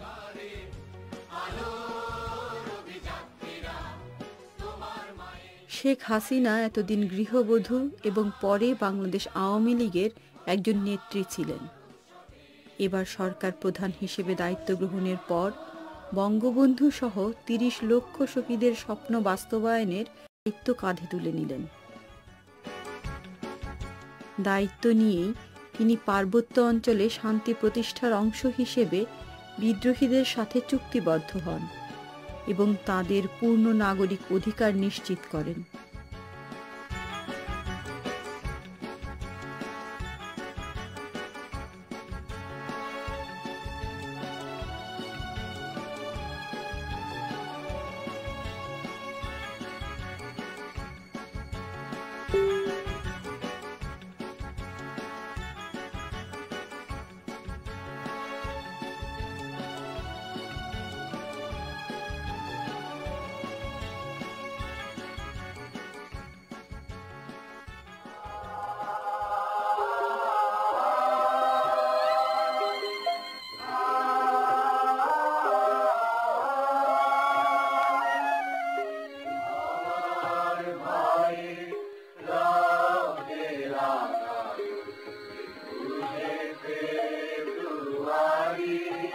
বঙ্গবন্ধু শেখ মুজিবুর রহমান রচিত তার অসমাপ্ত আত্মজীবনী বইটি, সেখানে এক জায়গায় বঙ্গবন্ধু লিখছেন তিনি যখন ঢাকা শহরে ভাষা আন্দোলনের সঙ্গে যুক্ত হয়েছেন, চারদিকে স্লোগান উচ্চারিত হচ্ছে রাষ্ট্রভাষা বাংলা চাই। তিনি লিখছেন, আমি একবার ঢাকা থেকে টুঙ্গিপাড়ায় গিয়েছি, হাসু আমার গলা জড়িয়ে ধরে বলল, আব্বা রাষ্ট্রভাষা বাংলা চাই। মেয়েটি এইসব স্লোগান শুনে শুনে আমার সঙ্গে এই স্লোগান বিনিময় করলো। তখন তার বয়স 5 বছর, তিনি একজন শিশু। সেই যে তিনি রাষ্ট্রভাষা বাংলা বলা শিখেছিলেন, সেই বলাটাকে তিনি পরিণত বয়সে বাংলা ভাষার অমর দিন 21শে ফেব্রুয়ারিকে আন্তর্জাতিক বিশ্বে নিয়ে গেছেন। আমরা আজকে 21শে ফেব্রুয়ারিকে আন্তর্জাতিক মাতৃভাষা দিবস হিসেবে পেয়েছি। এই উদ্যোগ নিয়েছিলেন প্রবাসী কয়েকজন বাঙালি, রফিক এবং সালাম। কি অদ্ভুত একটা মিল, যে 52 ভাষা আন্দোলনে রক্ত দিয়ে গেছে রফিক, সালাম তাদের মাঝে ছিল। আর ঠিক এই একই নামের দুজন বাঙালি যারা প্রবাসী কানাডায় বসবাস করতেন, তাদের উদ্যোগে এবং অন্যান্য দেশের কয়েকজন ভাষাপ্রেমিক তাদেরকে নিয়ে যে সংগঠন গড়ে উঠেছিল ভালোবাসি মাতৃভাষা, তারাই প্রথম জাতিসংঘে এই প্রস্তাব পাঠিয়েছিলেন। আমাদের শিক্ষামন্ত্রী ছিলেন সাদেক সাহেব, তিনি যখন আমাকে বিষয়টা টেলিফোনে জানালেন, আমি সাথে সাথে বললাম, আপনি এক্ষুনি প্রস্তাবটা তৈরি করে যেভাবে পাঠিয়ে দেন। আমি বললাম যে ওসব যা করা লাগে ওটা আমরা পরে করে দেবো, এক্ষুনি প্রস্তাবটা পাঠান এবং আমরা সব রকম ব্যবস্থা নেব। এবং ঠিক উনি উদ্যোগটা নিলেন এবং আমরা প্রস্তাবটা পাঠালাম, প্রস্তাব গ্রহণ করা।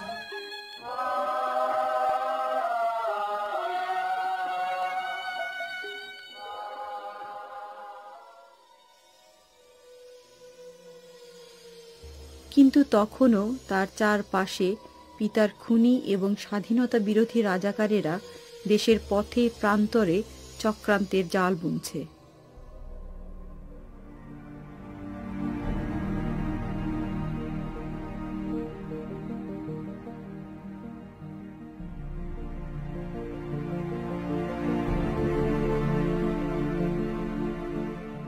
স্বাভাবিকভাবেই দেশের এই পরিবর্তনের ধারা স্বাধীনতা বিরোধী মৌলবাদীদের সহ্য হয়নি। তাই তারা দুঃসাহস নিয়ে আবার মাঠে নামে। শুরু হয় ইসলামী মৌলবাদকে শক্তিশালী করার ষড়যন্ত্র এবং ধর্মনিরপেক্ষতার বিরুদ্ধে আক্রমণ।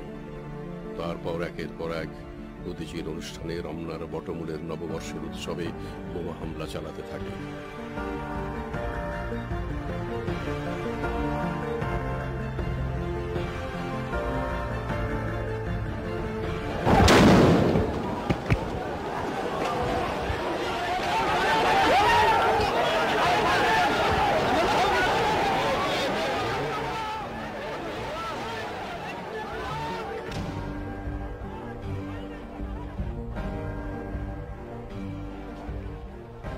পুরো দেশটাকে গ্রাস করে সন্ত্রাস। হিন্দু, বৌদ্ধ, খ্রিস্টান ও আদিবাসীদের উপর হামলা চলে অহর্নিশ। তাদের লক্ষ্য মুক্তিযুদ্ধের পক্ষের শক্তিকে কোনোভাবেই ক্ষমতায় ফিরে আসতে না দেয়া।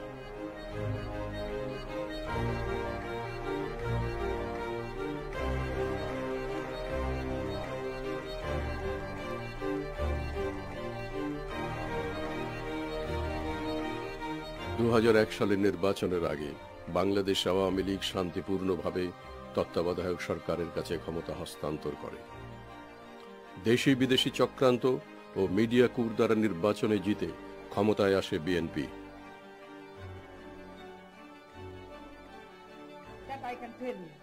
Yes, voters are there. Election, apparently you can say that yes, it is free, but surely it is not fair. গণভবনে ঢুকেই বিএনপি সরকার আবার সন্ত্রাস ও ইসলামী জঙ্গিবাদের পালে বাতাস দেয়। ফলে মানুষ বাংলা ভাই ও শায়খ আব্দুর রহমানের মতো মৌলবাদী জঙ্গিদের কাছে অসহায় হয়ে পড়ে। আওয়ামী লীগের অনেক নেতাকর্মীদের হত্যা করা হয়। পূর্ণিমাশীল সহ বহু নারী গণধর্ষণের শিকার হয়। পরিকল্পিতভাবে শেখ হাসিনার উপর গ্রেনেড হামলা করা হয়।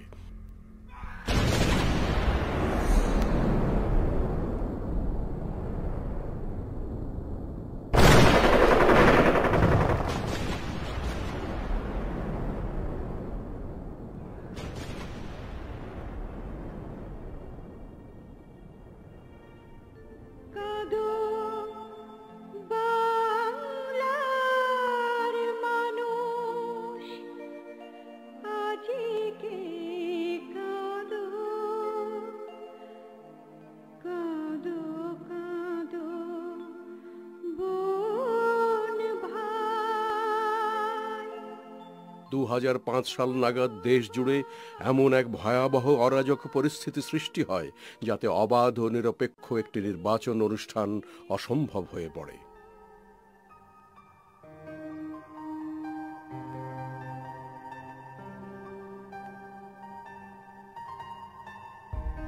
বিএনপির মনোনীত রাষ্ট্রপতি ইয়াজউদ্দিন তত্ত্বাবধায়ক সরকার ব্যবস্থাকে প্রহসনে পরিণত করেন। এমন পরিস্থিতিতে সামরিক বাহিনীর সহায়তায় ডক্টর ফখরুদ্দিন আহমেদের নেতৃত্বে তত্ত্বাবধায়ক সরকার গঠিত হয়। কিছু দায়িত্ব দেওয়া হয়, সেই দায়িত্ব আমরা পালন করি, যেমন সন্ত্রাস দমন, ইলিগাল ওয়েপন্স কালেক্ট করা, ড্রাগস ট্রাফিকিং বন্ধ করা, বিভিন্ন রকম আমাদের দায়িত্ব দেওয়া হয়, সেগুলো আমরা পালন করতে থাকি। শুরুতে দেশে একটু শান্তি নেমে এলেও কিছুদিন পর শুরু হয় সুশাসন প্রতিষ্ঠার নামে নতুন অনাচার। এই সময় শেখ হাসিনা গণমানুষের অধিকার এবং সুষ্ঠু গণতন্ত্র প্রতিষ্ঠার জন্য দেশে বিদেশে জনমত গড়ে তুলতে থাকেন। এ কারণে তাকে সাব জেলে বন্দী করা হয়।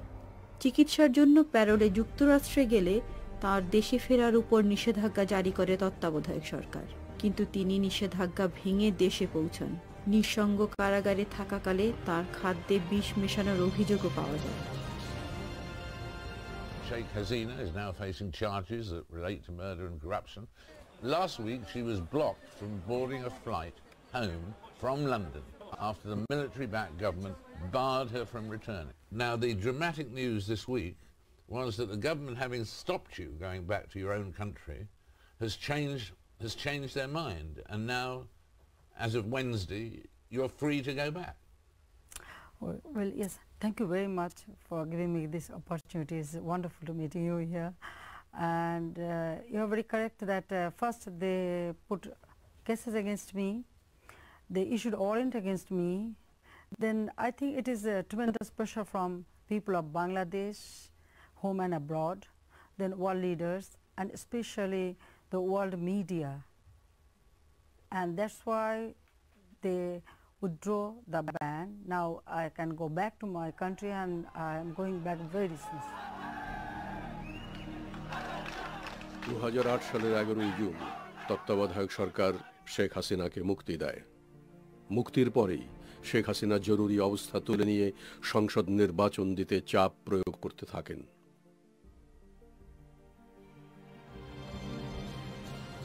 Over in Bangladesh, people may have a chance to elect parliament after 2 years of waiting.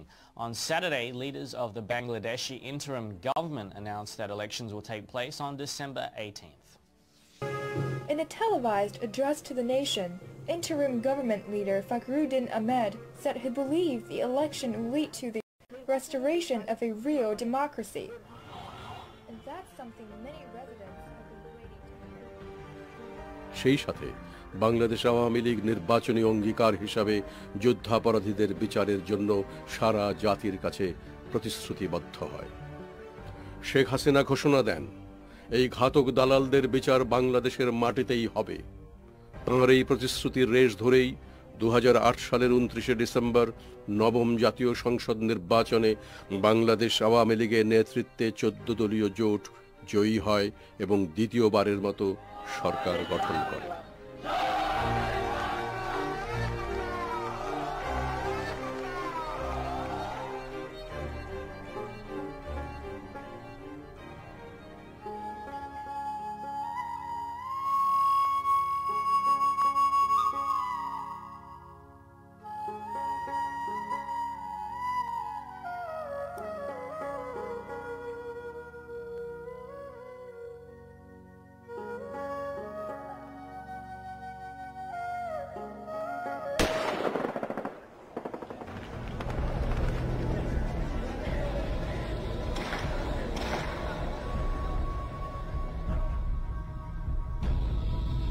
কিন্তু ক্ষমতা গ্রহণের সঙ্গে সঙ্গে শুরু হয় ষড়যন্ত্র, ঘটানো হয় বিডিআর বিদ্রোহ। অত্যন্ত সাহস ও বিচক্ষণতার সঙ্গে শেখ হাসিনা বিদ্রোহ দমন করেন এবং দেশে স্বাভাবিক পরিস্থিতি ফিরিয়ে আনেন। আপনারা সংযত হন, অস্ত্র সমর্পণ করুন, আপনাদের কোনো ক্ষতি হবে না, আমি আশ্বস্ত করছি।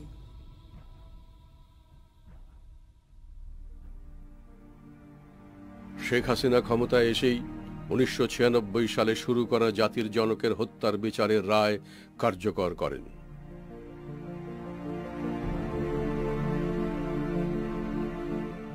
পাশাপাশি শুরু করেন দেশ গঠনের প্রস্তুতি, গবেষণা এবং নীতি নির্ধারণ।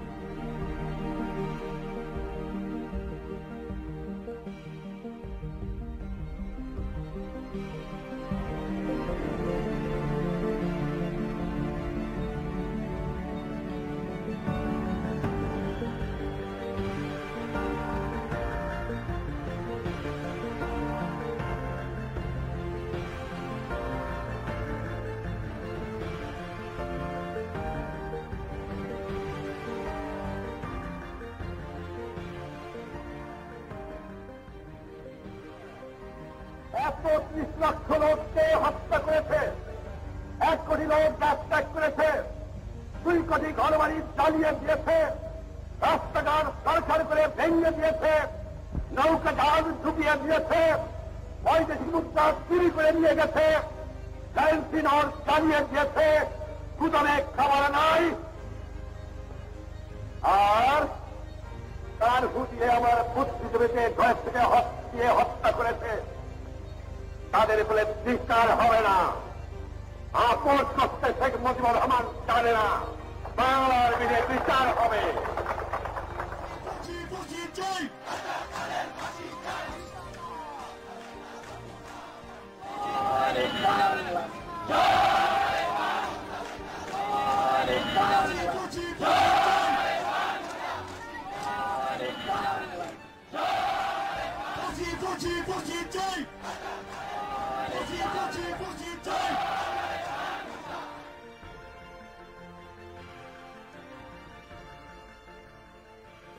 মানুষের মৃত্যু আল্লাহর হাতে। শেখ হাসিনা এই কথাই বিষয়ে বঙ্গবন্ধু করতেন যে ষড়যন্ত্র তো আছেই, আমাদের এই উত্থানকে যারা আমার স্বাধীনতা চায় নাই, যারা 71-এ পরাজিত শক্তি, দেশি বিদেশি, তারা কোনোভাবেই এটাকে মেনে নিতে এখনো পারছে না। 4 দলীয় জোটের নেতা তাদেরকে মিথ্যে মামলা দিয়ে মতিউর রহমান নিজামী, মুজাহিদি, সাইদি, সাইদি, কামরুজ্জামান, কাদের মোল্লা, এদের সবাইকে তারা মিথ্যে মামলা দিয়ে গ্রেফতার করে রেখে দিয়েছে। যতই চেষ্টা করেন এই বিচার বন্ধ করতে পারেন নাই, ইনশাল্লাহ বন্ধ করতে পারবেন না। এই বিচারের রায় বাংলাদেশের মাটিতে ইনশাল্লাহ কার্যকরী হবেই হবে। তারপর স্বাধীনতার 39 বছর পরে 25শে মার্চ 2010-এ শুরু হয় 71-এর যুদ্ধাপরাধীদের বহু প্রতীক্ষিত বিচার। কিন্তু বঙ্গবন্ধুকে হত্যার পর এই 32 বছরে স্বাধীনতার পক্ষের দলগুলোর বিভিন্ন দুর্বলতার সুযোগে মুক্তিযুদ্ধের চেতনা বিরোধী দলগুলো বাংলার জনগণের মনে নানা ধরনের বিভ্রান্তি সৃষ্টি করতে সক্ষম হয়।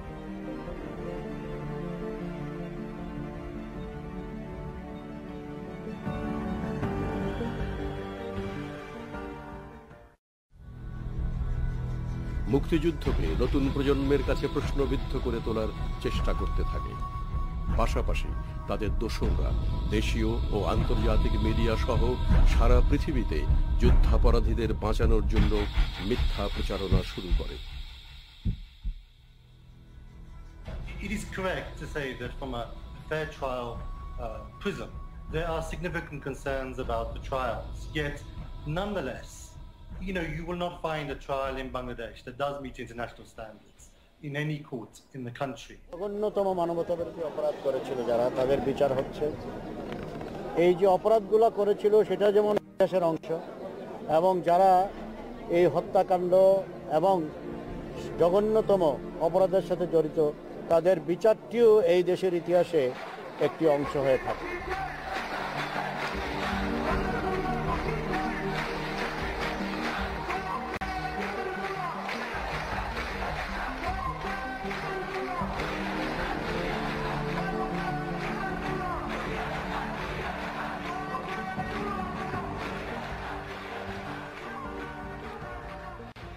Law will take its own course. Those who lost their family members, it is their demand that these criminals should be punished. So it was our commitment to the people. If you don't try these criminals, then you cannot move forward, because it is just like a curse to the nation. যে আমরা একটা আইনগতভাবে legally constituted একটা trial process করেছি, সেই trial প্রসেসের মাধ্যমে আমাদের যুদ্ধ অপরাধীদের বিচার আমরা সম্পন্ন করেছি। আমি মনে করি এটা জাতি হিসাবে, আমি একজন মুক্তিযোদ্ধা হিসাবে একটা চরম পাওয়া। আমি এটাকে কি বলবো, আমি এটাকে সেলিব্রেট করি, এবং এই সেলিব্রেশনটা সম্ভব হয়েছে শেখ হাসিনার একেবারেই একক বলবো দৃঢ়তা, এবং এই ব্যাপারে ওনার টোটালি আপোষহীন একটি যাত্রা। আমি তাই মনে করি যে মুক্তিযুদ্ধের চেতনা, এই পুরো ব্যাপারটার জন্যে আমি তাকে আন্তরিক সাধুবাদ জানাই। এবং শেখ হাসিনার সরকার আজ এ সত্য প্রতিষ্ঠিত করেছে যে ৩০ লক্ষ শহীদের জীবন ও সম্ভ্রম যারা ইসলামের নাম ভাঙিয়ে বিকিয়ে দিয়েছে, তাদের বিচার পৃথিবীর কোনো শক্তি আটকাতে পারবে না। ৩০ লক্ষ শহীদ যাদের আত্মত্যাগের বিনিময়ে আমরা স্বাধীনতা পেয়েছি। শ্রদ্ধা জানাই ২ লক্ষ মা বোন যাদের মহান আত্মত্যাগের মধ্য দিয়েই আজ আমরা স্বাধীন জাতি পেয়েছি। যুদ্ধাপরাধীদের বিচার করে শেখ হাসিনা বাঙালির মুক্তিযুদ্ধ ও জাতীয়তাবোধকে কলঙ্কমুক্ত করছেন। এসবের পাশাপাশি তিনি সামাজিক প্রকৌশলের অংশ হিসেবে মুক্তিযোদ্ধাদের পাশে এসে দাঁড়িয়েছেন। ৪ দশক পরে হলেও তিনি জীবিত মুক্তিযোদ্ধা ও বীরাঙ্গনাদের সম্মান এবং পুনর্বাসনের ব্যবস্থা করে চলেছেন। এর ফলে শারীরিক ও মানসিকভাবে আহত হাজার হাজার মুক্তিযোদ্ধার বাকি জীবনটুকুতে আবার বেঁচে ওঠার স্বপ্ন জুগিয়েছেন।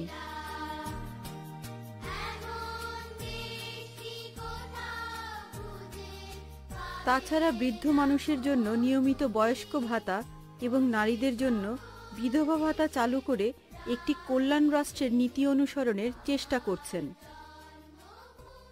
ইতিমধ্যে আপনি জানেন যে সামাজিক নিরাপত্তার জন্য আমরা অনেকগুলি পদক্ষেপ নিয়েছি। যেমন একটা মা যদি স্কুলে বাচ্চাকে পাঠায়, মার নামে ব্যাংক অ্যাকাউন্টে টাকা দিই। বয়স্ক ভাতা, বিধবা ভাতা দিয়েছে। বিধবা ভাতাটা এই কারণে দেওয়া যে আমি দেখেছি যে একটা মা যখন বিধবা হয়ে যায়, না বাপের বাড়ি ঠাঁই হয়, না স্বামীর বাড়ি ঠাঁই হয়। বাচ্চা কাচ্চা নিয়ে যখন শহরে আসে, মানুষের বাড়ি কাজ করতে যে একটা পর্যায়ে তাকে পতিতলায় স্থান করে নিতে হয়, বাচ্চাগুলি রাস্তায় টোকাই হয়। এটা আমি একজন মা, আমি একজন বোন, আমি একজন মেয়ে, আমি একজন মহিলা, এই হিসেবে এটা আমার জন্য অত্যন্ত অসম্মান মনে করি।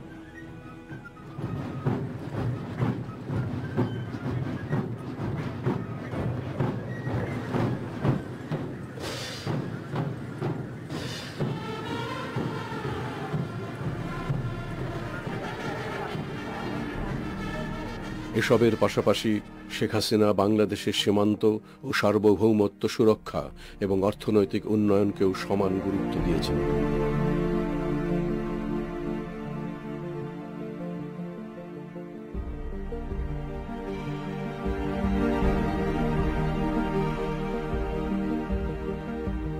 তার ফলে বঙ্গোপসাগরে 2012 ও 14 সালে মিয়ানমার এবং ভারতের কাছ থেকে আন্তর্জাতিক আইনি সালিসের মাধ্যমে 200 নটিক্যাল মাইলেরও বেশি জায়গার উপর বাংলাদেশের অধিকার প্রতিষ্ঠিত হয়েছে।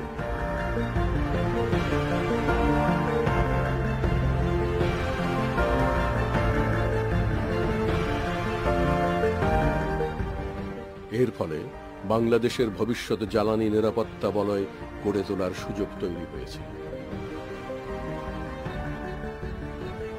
আমরা 2008-এ সরকার গঠন করার পর 9 থেকে আমরা সমস্ত তথ্য উপাত্ত সংগ্রহ এগুলি সব শুরু করলাম। খুব গোপনীয়তা রক্ষা করে মিটিং করা, সমস্ত এগুলি জোগাড় করা, মানে এমনকি সার্ভে জাহাজও আমাদের কিনতে হলো নৌবাহিনীকে দিয়ে। কিন্তু সার্ভে করতে গেলেই কিন্তু ভারত বাধা দেবে, মিয়ানমার বাধা দেবে, সেখানেও আমাদের বেশ কিছু একটু কাজ করতে হলো অন্যভাবে। এভাবে করে আমরা কিন্তু এটা সাবমিট করে করলাম।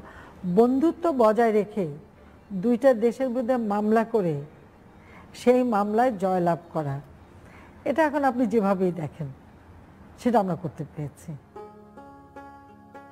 বাংলাদেশের জন্মের আগে থেকেই সীমান্ত নিয়ে বিতর্ক ভারতের সাথে বন্ধুত্বের জন্য চরম ঝুঁকি হিসাবে বিরাজ করছিল। যেমন বহুকাল থেকেই ছিটমহলবাসীদের ভাগ্য আর অধিকার অনিশ্চিত ছিল।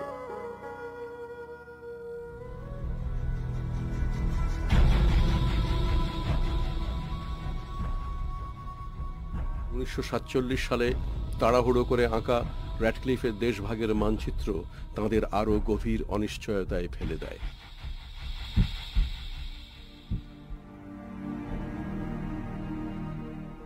ছিটমহলের বাচ্চারা যাতে লেখাপড়া করতে পারে, আগে তো লেখাপড়া করা ইচ্ছুক ছিল না, সেই জন্য আমি বাচ্চাদের শিক্ষা দিতে চাই, তাদেরকে আমি উচ্চ শিক্ষিত বানাইতে চাই। আমাদের মতো প্রতিবন্ধী আরো আছে, তারা যাতে এই 6 কিলো রাস্তা হেঁটে না যায় এবং কষ্ট না হয়। আমি সরকারের কাছে প্রার্থনা করি যে দ্রুত আমাদের এখানে স্কুল কলেজ মাদ্রাসা হোক।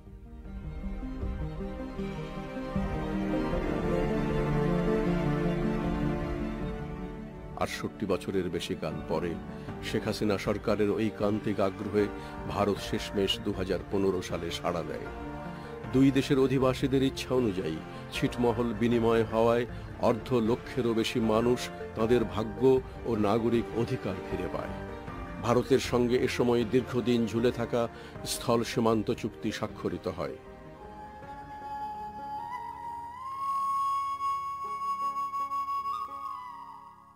অনেকদিন থেকে আমরা এই সিটে আসছিলাম, মনে হয়েছিল যে আমরা অন্ধকার জগতে আছি, কিন্তু এখন আমরা সাহেবগঞ্জ সিট বাংলাদেশ হওয়াতে অনেক খুশি।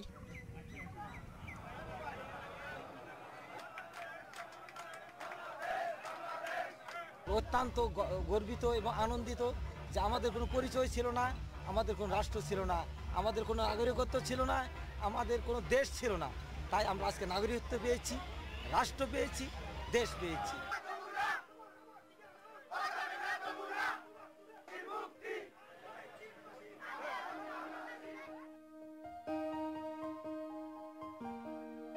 ভারতের সঙ্গে গঙ্গার পানি বন্টনের দীর্ঘকালের বিরোধ মীমাংসা হাসিনা সরকারের একটি বড় কৃতিত্ব। বড় প্রতিবেশী ভারতের সঙ্গে দৃঢ় মৈত্রী ও সহযোগিতার সম্পর্ক স্থাপন হাসিনা সরকারের পররাষ্ট্রনীতির আরও একটি বড় সাফল্য।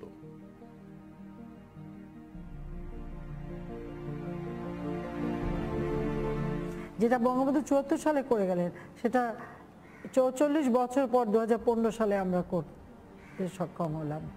এবং এনক্লেভ পরিবর্তন করা, যে ছিটমহল বিনিময়, এটা কিন্তু পৃথিবীর বহু দেশ পারেনি। এটা নিয়ে অনেক মারামারি কাটাকা অনেক কিছু হয়ে গেছে। আপনি লক্ষ্য করেছেন যে অত্যন্ত শান্তিপূর্ণভাবে আমরা কিন্তু এই ছিটমহল বিনিময় করলাম এবং মানুষের এই বিনিময়টা, এটা কিন্তু একটা দৃষ্টান্ত, এটা কেউ পারে না। কারণ জমি জমা নানা রকমের সমস্যা থাকে, আমরা এমনভাবে কতগুলি পদক্ষেপ নিলাম যে এগুলি সুন্দরভাবে আমরা করতে পেরেছি।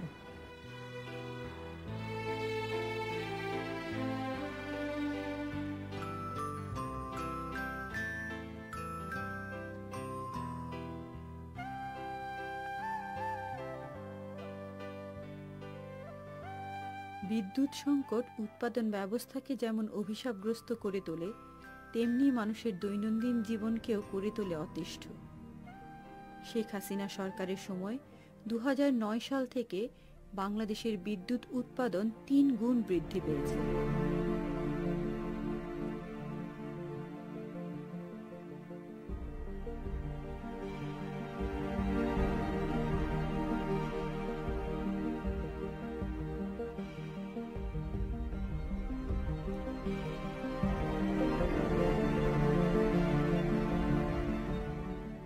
ভারত, ভুটান ও নেপালের কাছ থেকে বিদ্যুৎ এবং বহির্বিশ্ব থেকে জ্বালানি তেল আমদানির ক্ষেত্র প্রস্তুত করে শেখ হাসিনা সরকার অর্থনৈতিক উন্নয়নের চাকা সচল রেখেছেন।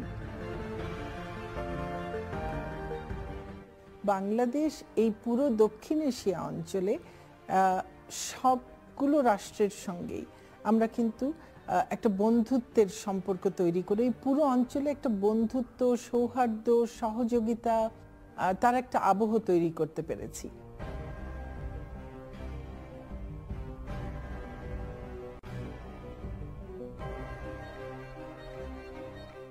রাশিয়ার সঙ্গে আমাদের কোনো সম্পর্কই প্রায় ছিল না, আমাদের কোনো লেনাদেনা ছিল না, কোনো ধরনের যে সহযোগিতা তা ছিল না। সেখানেও সেই সম্পর্কটিও আবার নতুন করে জোরদার করা হয়েছিল এবং তার মাধ্যমেই এখন দেখছেন যে আমরা পারমাণবিক বিদ্যুৎ উৎপাদন থেকে শুরু করে আমাদের জ্বালানি খাত সহ অন্যান্য অনেক খাতে আমাদের একটা বিরাট সহযোগিতার এখন কাজ চলছে। আমরা যুক্তরাষ্ট্রের সঙ্গে আমাদের বন্ধুত্ব সেটিকে জোরদার করেছি, চীনের সঙ্গে আমাদের বন্ধুত্ব সহযোগিতার সম্পর্ক ব্যাপকভাবে জোরদার হয়েছে, ইউরোপের সঙ্গে দেখুন আমাদের অনেক ঘনিষ্ঠতর হয়েছে।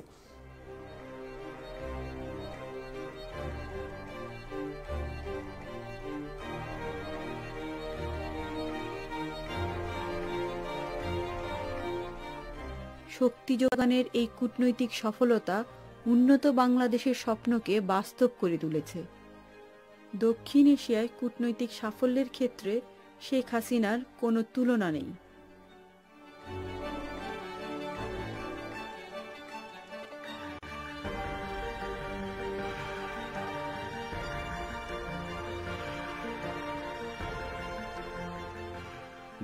সালের কথা, জাতিসংঘের সদস্য দেশগুলোর রাষ্ট্রপ্রধানরা বিশ্বকে বদলে দেবার অঙ্গীকার করেছিলেন। এমডিজি নামে পরিচিত সেই অঙ্গীকারের প্রথমটি ছিল দারিদ্র্য অর্ধেকে নামিয়ে আনা। সেই হিসেবে 2015 সালের মধ্যে দেশে দরিদ্র মানুষের সংখ্যা কমিয়ে আনার কথা শতকরা 29 ভাগে।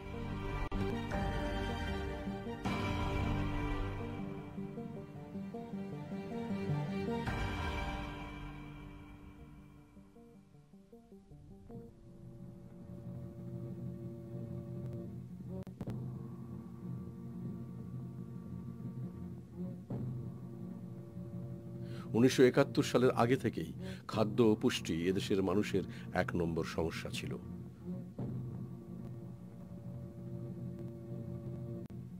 জনসংখ্যার বিস্ফোরণ, অতিমাত্রায় বন্যা, খরা, সমুদ্রপৃষ্ঠের উচ্চতা ও লবণাক্ততা বৃদ্ধি মানুষের মুখে দুবেলা দুমুঠো ডাল ভাত তুলে দেওয়ার জন্য বড় বাধা ছিল।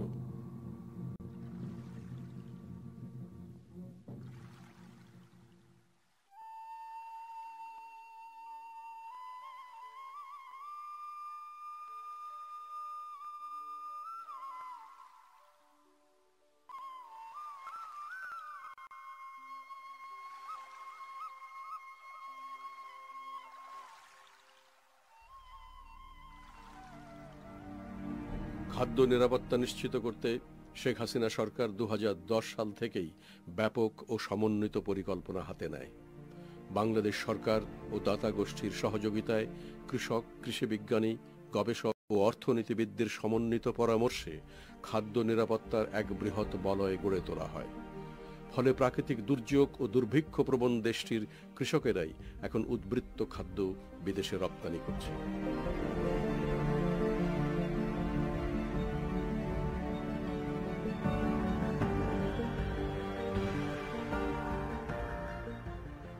গ্রামের অর্থনীতির এক বিরাট পুনর্জাগরণ ঘটেছে। আগে 7 বছর আগে একজন মানুষ গ্রামে কাজ করে 3 কিলোগ্রাম চাল কিনতে পারতেন, একজন কৃষি শ্রমিক। আজকে 13 কিলোগ্রাম চাল কিনতে পারেন। তো তাহলে তার 4 গুণ উন্নয়ন হয়েছে, 4 গুণ তার আয় রোজগার বেড়েছে। সেই আয় রোজগার দিয়ে দেখবেন যে সেই টাকাগুলো এখন তারা ছেলে মেয়েদের লেখাপড়ার কাজে খরচ করে, শিক্ষা ক্ষেত্রে খরচ করেন। নববর্ষে দেখবেন যে গ্রামের মানুষও নতুন শাড়ি পরছে, নতুন সমস্ত আয়োজন ঈদ পার্বণে। তো এই সব কিছুই ঘটছে, চোখের সামনে দেখতে পাচ্ছে ইকোনমিটা কতটা এগিয়ে যাচ্ছে, তরতর করে এগিয়ে যাচ্ছে। কিন্তু জলবায়ু পরিবর্তনের কারণে সৃষ্ট দুর্যোগ বাংলাদেশের এই স্বনির্ভরতা খুব ঝুঁকির ভিতর ফেলে দিয়েছে। We all need to pay attention to carbon budgeting and decarbonization. We are working on possible INDCs, but new and additional resources will be needed for their implementation. Sheikh Hasina সরকার এজন্য দায়ী উন্নত ভোগবাদী দেশগুলোর কার্বন নির্গমন কমানোর জন্য 48টি উন্নয়নশীল দেশের জোটকে নেতৃত্ব দিয়েছেন। এসবে জোর দেওয়ার পাশাপাশি দেশের ভেতরে গ্রাম ভিত্তিক অভিযোজন নীতির উপর জোর দিচ্ছেন স্থানীয় পর্যায়ে জলবায়ু পরিবর্তনের প্রভাব পর্যালোচনা করে পাড়ায় পাড়ায় বিভিন্ন পেশার মানুষ সহ সব ধরনের উদ্ভিদ ও প্রাণীর অভিযোজন ক্ষমতা বৃদ্ধির জন্য কাজ শুরু করেছেন।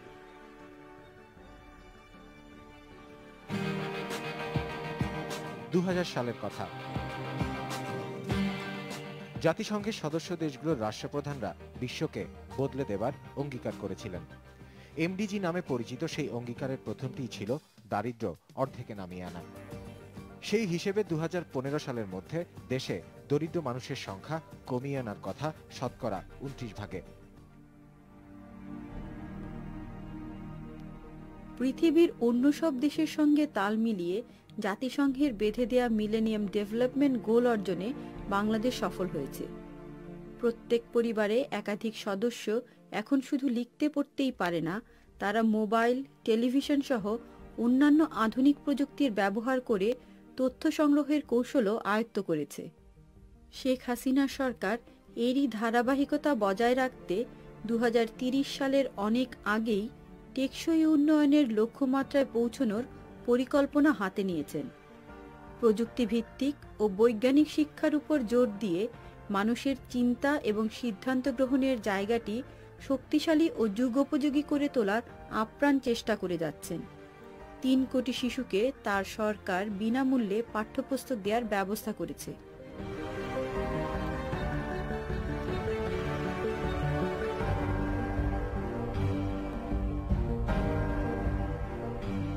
নারীর জন্য উচ্চ পর্যায়ে অবৈতনিক শিক্ষা ব্যবস্থার প্রচলন এবং প্রযুক্তিতে তাদের অংশগ্রহণ নিশ্চিত করে দেশের নারী জাগরণে বৈপ্লবিক পদক্ষেপ নেওয়া হয়েছে।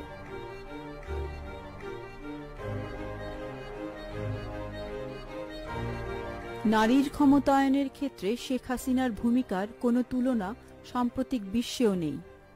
বাংলাদেশের প্রতিটি পেশায়, এমনকি বিচার ও কূটনৈতিক বিভাগ পর্যন্ত নারী এখন সর্বোচ্চ পর্যায়ে। দেশের প্রধানমন্ত্রী, বিরোধী দলের নেতা, সংসদে উপনেতা, স্পিকার এবং একাধিক বিশ্ববিদ্যালয়ের উপাচার্য এখন নারী। আইন শৃঙ্খলা এবং প্রতিরক্ষা বাহিনীর প্রতিটি শাখায় উচ্চ পদে এখন নারীর অধিষ্ঠান।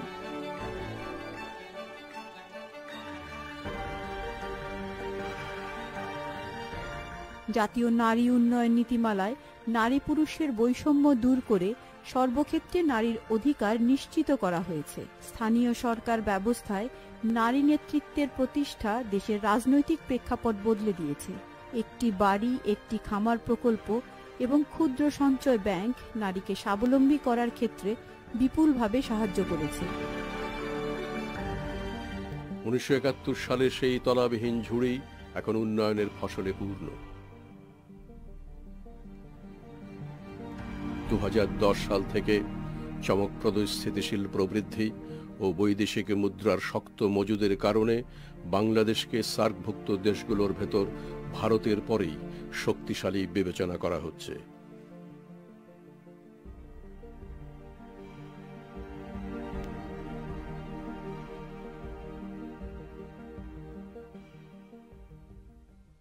One of the things is to be ambitious.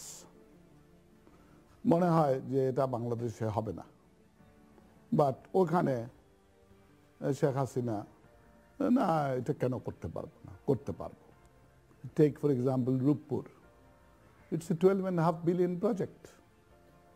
12.5 billion project. Baira Bondor.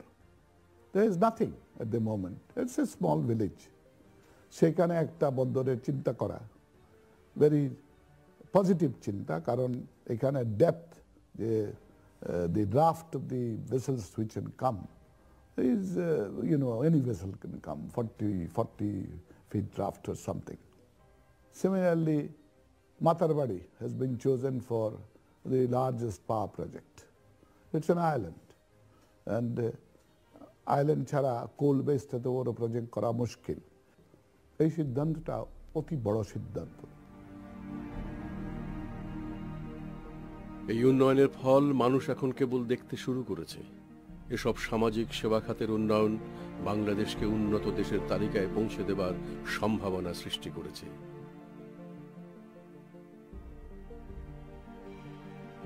শুধু রাজধানী ঢাকায় নয়, গ্রামীণ যোগাযোগ ব্যবস্থা রাষ্ট্রীয় কাঠামোর সাথে সরাসরি সংযুক্ত করায় সরবরাহের ক্ষেত্রে অনেক সমতা এসেছে। যেমন যমুনা সেতু উত্তরবঙ্গের সাথে বাকি দেশের যোগাযোগ তৈরি করে দেয়ায় মঙ্গা দূর হওয়া সহ অভ্যন্তরীণ ব্যবসার সুযোগ বৃদ্ধি পেয়েছে। অচিরেই পদ্মা সেতুও সমগ্র বাংলাদেশের সাথে দক্ষিণ ও দক্ষিণ পশ্চিম অঞ্চলের যোগাযোগ আরও উন্নত করতে যাচ্ছে।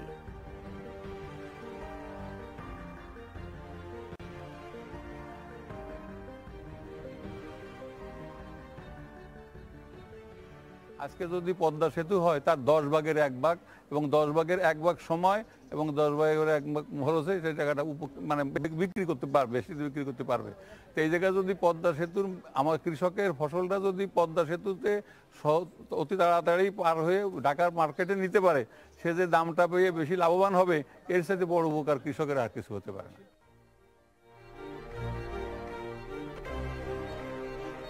তাছাড়া রাজধানী ঢাকাকে বসবাসের উপযোগী করে তোলার জন্য শেখ হাসিনার প্রচেষ্টার কোনো কার্পণ্য নেই। গত 7 বছরে উড়াল সেতু নির্মাণ, নাগরিকদের জন্য সরকারি বেসরকারি যানবাহনের সংখ্যা ও সেবা বৃদ্ধি এবং রাস্তাকে নিরাপদ করে তোলার জন্য সমন্বিত চেষ্টা চালিয়ে যাচ্ছেন। আগারগাঁও স্টেশন পর্যন্ত ধরা হয়েছে।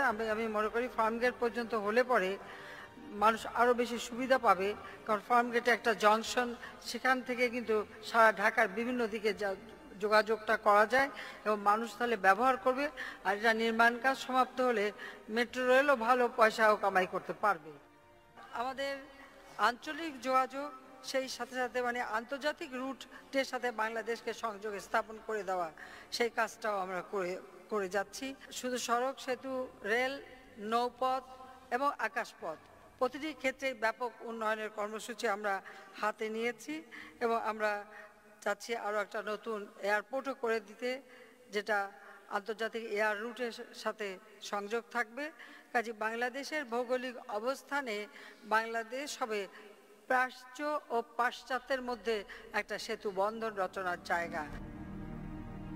শেখ হাসিনা ক্ষমতা গ্রহণের পর থেকে দেশের সকল নাগরিকের অধিকার ও স্বার্থ রক্ষার চেষ্টা করছেন। এ পর্যন্ত তিনি তার সাহস ও নেতৃত্বের সবটুকু দিয়ে একটি নিরাপদ এবং উন্নত বাংলাদেশ গড়ে তোলার ক্ষেত্রটি প্রস্তুত করেছেন। একই সাথে বিশ্ব জলবায়ু পরিবর্তন সৃষ্ট দুর্যোগ মোকাবেলা ও পৃথিবীতে শান্তি প্রতিষ্ঠায় উন্নয়নশীল দেশগুলোকে সাথে নিয়ে তার নেতৃত্ব ও অবদান ব্যক্তি হাসিনাকে একটি প্রতিষ্ঠানে পরিণত করেছে। সারা বিশ্বের সর্বাধিক প্রভাবশালী নারীদের মধ্যে শেখ হাসিনা তার আসন প্রতিষ্ঠা করেছেন এবং এসবের তিনি দেশিকোত্তম ও চ্যাম্পিয়ন অব দ্য আর্থ ছাড়াও বহু সম্মাননা এবং পুরস্কার পেয়েছেন। Our innovative people and home-growing solutions have brought remarkable results in addressing climate change. In 1971, after Bangladesh gained independence, Henry Kissinger made a comment about this country. He called it a bottomless basket. Well, today, Bangladesh is definitely not a bottomless basket.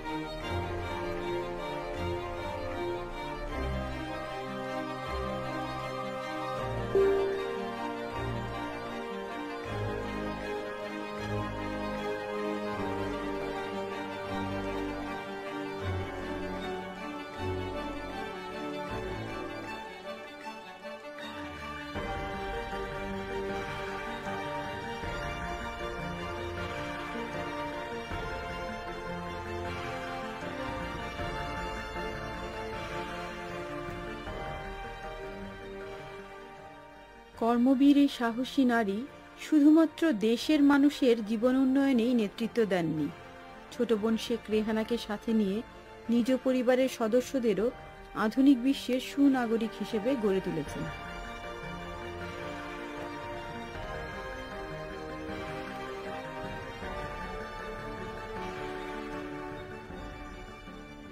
As a mother, she is very loving, very, very loving. She has always been a very loving, caring person, and it's not just for us, her children, but she cares equally about everyone. Everyone in the family, cousins, nephews, especially children. She loves children. তোমরা সবাই টিকা নাও, তোমরা সবাই টিকা নাও, কোনো ভয় নাই, কোনো ভয় নাই, আমরা সুস্থ হব, আমরা সুস্থ হব, সুন্দর জীবন পাবো, সুন্দর জীবন পাবো। খেলাধুলা সংস্কৃতি চর্চা মনে করি এটা একান্তভাবে প্রয়োজন, এই জন্য প্রয়োজন, তাহলে এই ছেলেমেয়েরা বিপথে যাবে না। বাংলাদেশ এমন একটা জায়গায় আছে যে বিশ্বের সব থেকে নামি দামি ক্রিকেট খেলোয়াড় দেশগুলি বাংলাদেশকে এখন হিসাব করে। Edged and taken, creating an impact straight away, Rubel. গানের ভক্ত আমি কেন, আমার আব্বা মা সবাই কিন্তু গানের ভক্ত, সবসময় গান শোনা এটা কিন্তু আমাদের বাড়িতে সবসময় এটা ছিল। পাশাপাশি বই পড়া, মানে আব্বা আমাদেরকে ছোটবেলা, আমার এখনো মনে আছে 10 টাকা করে দিতেন বই কিনতে। শুরু হলো রূপকথার বই কেনা নিয়ে, তারপরে একটা পর্যায়ে আসলো দস্যু বাহারামের বই, সবাই মিলে তখন কাহাতে 2 আনা 4 আনা জোগাড় করে বাহারাম এটা হলো, তারপর পরবর্তীতে কি, এরপরে আস্তে আস্তে উপন্যাস। আমি ক্লাস 9-এ যখন পড়ি তখন রবীন্দ্রনাথ, শরৎচন্দ্র বা আপনার নজরুলের বইগুলি, ছোট গল্প থেকে শুরু করে তার কবিতা পড়া এই করা। আর আব্বা তো নিজে সুন্দর আবৃত্তি করতেন, আবৃত্তি করে করে উনি শোনাতেন। পরম উৎসব রাতি ওহে সুন্দর রেখেছি কনক মন্দিরে রেখেছি কনক। আওয়ামী লীগ সরকারের আগে বাংলাদেশের সংস্কৃতি চর্চার একটা অসম্ভব অন্ধকার সময় আমরা পার করেছি। শেখ হাসিনা ক্ষমতা গ্রহণের পর থেকে এই ধারাটা পাল্টে গেছে এবং আমরা যারা সংস্কৃতি কর্মী বা গান বাজনার চর্চা করি আমাদের মনে হয় যে এটা আমাদের একটা সোনালি সময়।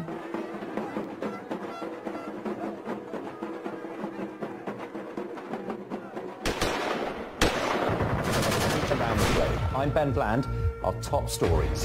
Gunshots and explosions are heard as security forces move to end the Bangladesh hostage standoff. There are fears of many casualties in the restaurant attack. The so-called Islamic State group has claimed responsibility. রাজধানী গুলশানে একটি রেস্টুরেন্টে হামলাকারীদের সঙ্গে শুরু হয় পুলিশের গোলাগুলি। এতে এক হামলাকারী নিহত হয়। গোলাগুলির মধ্যে করে প্রাণ হারান স্থানীয় এক মহিলা। চিকিৎসাধীন অবস্থায় প্রায় আধা ঘন্টা আগে বোমা বিস্ফোরণ করে দুর্বৃত্তরা। গোলাগুলি তো সারা রাতই করে। গোলাগুলি গেল এবং গুলি শব্দ পাওয়া যায়। আল্লাহু আকবার বন্ধুরা স্লোগান দেন। দেশের পরে ওই ব্যক্তিকে আটক করে চারপাশ ঘিরে ফেলে পুলিশ।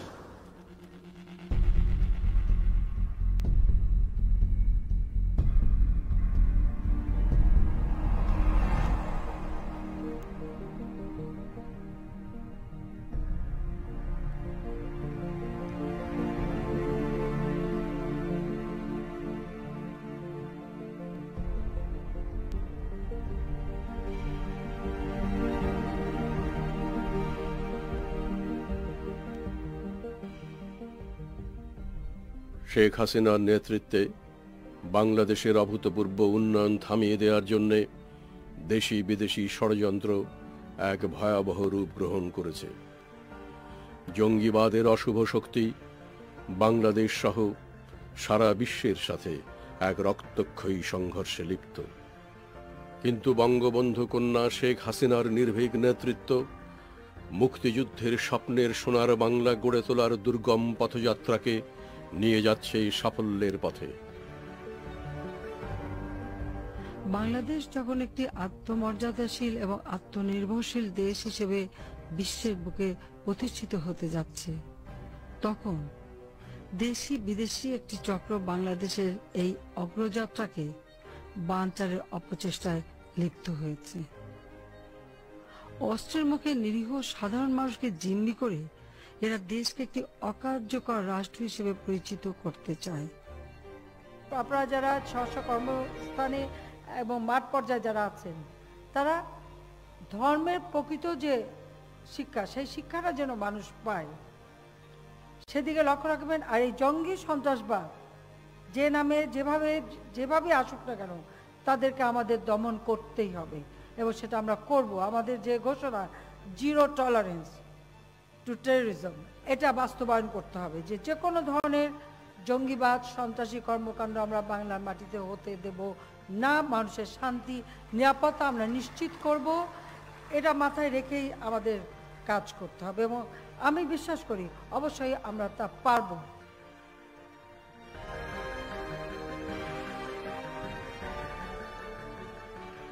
উদয়ের পথে শুনি কার বাণী, ভয় নাই ওরে ভয় নাই, নিঃশেষে প্রাণ যে করিবে দান, ক্ষয় নাই তার ক্ষয় নাই।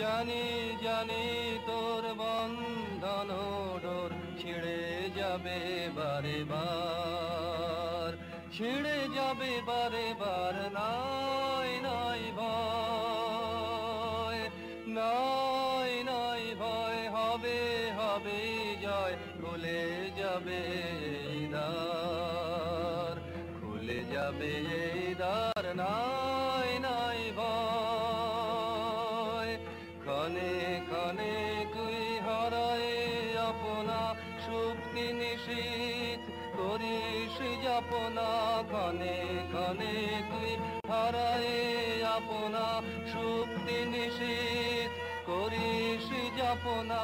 বারে বারে তোরে ফিরে পেতে হবে বিশ্বের অধিকার। নাই নাই ভয়, না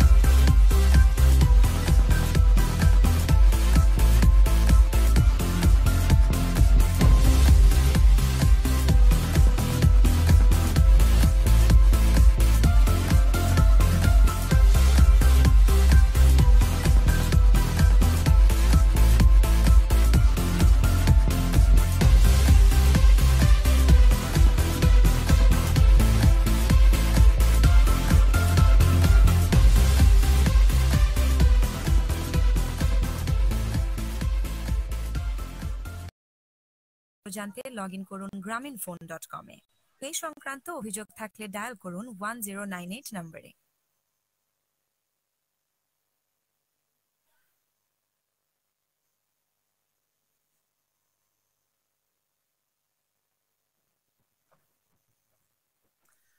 Assalamu alaikum and good afternoon, everybody.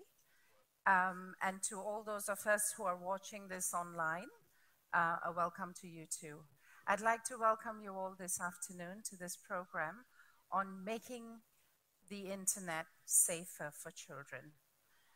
And just to say that, you know, you watched the little video, and even for me, I do wonder how many of us are as safe online as we are offline. You know, we are safe when we cross roads, when we do something where we know that there could be physical harm. But how many of us actually think like that when we are online? So it would be interesting today to have those discussions. So we're going to have those discussions today.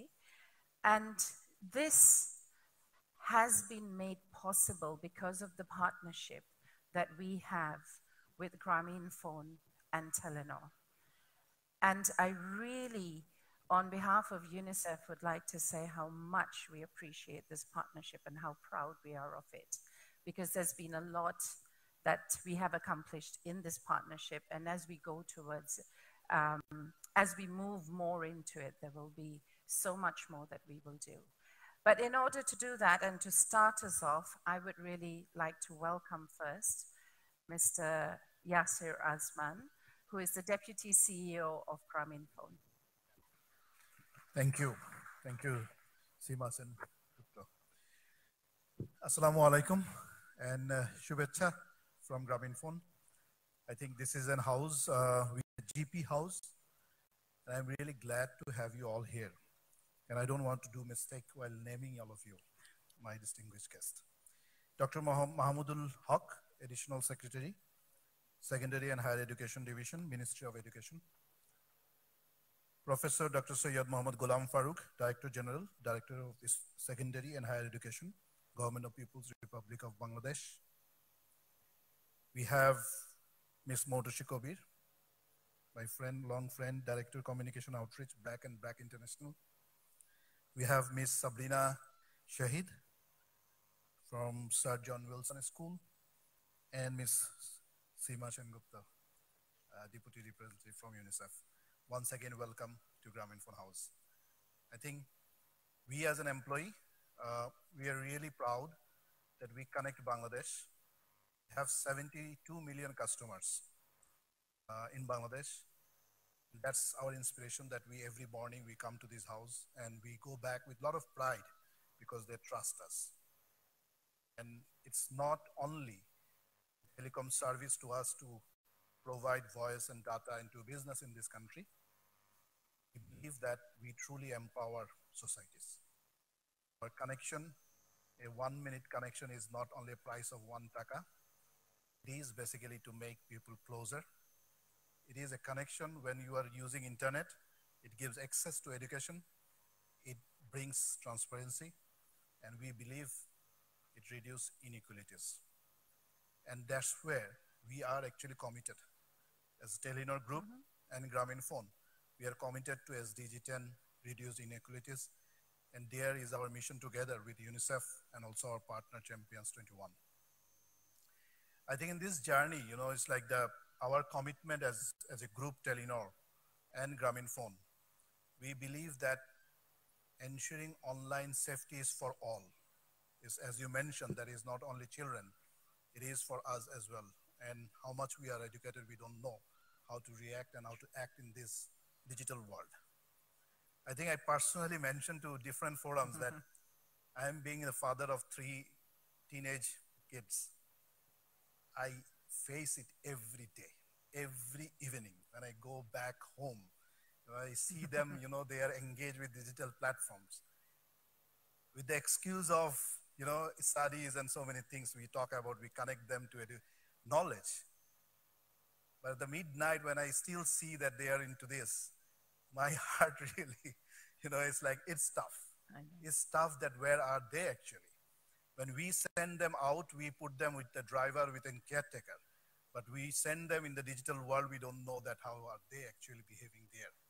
Are they safe? And it is basically these days we have faced sort of situation. And in my personal life, there are 350 students in the school my kids are going. They are into a trouble actually. And that's because of they didn't know how to behave in the digital world. The boundary that a school are having is not keeping them safe anymore. Their access from outside into the school environment to these digital platforms. And I think this is extremely important to how do we basically bring online safety to our children. And there we partnered with UNICEF as a Telenor group, and we have other partners. And we have this year covered 400,000 students, children, to different schools to bring awareness. I think that journey is not ends here. We have covered 70,000 teachers, parents, guardians to bring better awareness. But I think it's not coming to an end there. It's a start point. I think we all need better education in this area. When I talk to my kids' school teachers and parents, I found that all of us are helpless, and we were looking at each other. I was looking at the principal, and we were laughing each other that we didn't face that in our days. And how now we can help each other to basically find out a way so that we are safe, our children are safe. So we as a Grameenphone and Telenor Group, we are committed, and we are grateful that all of you are here. And I look forward to a very good policy dialogue on this topic. Thank you very much once again. Thank you. Thank you, Mr. Yasir Asman, not just because of what you said about the partnership and the commitment of Grameenphone, but also for sharing your insights as a parent, because it's something which I'm sure resonates with many of you who are in this room, as well as many of our online watchers.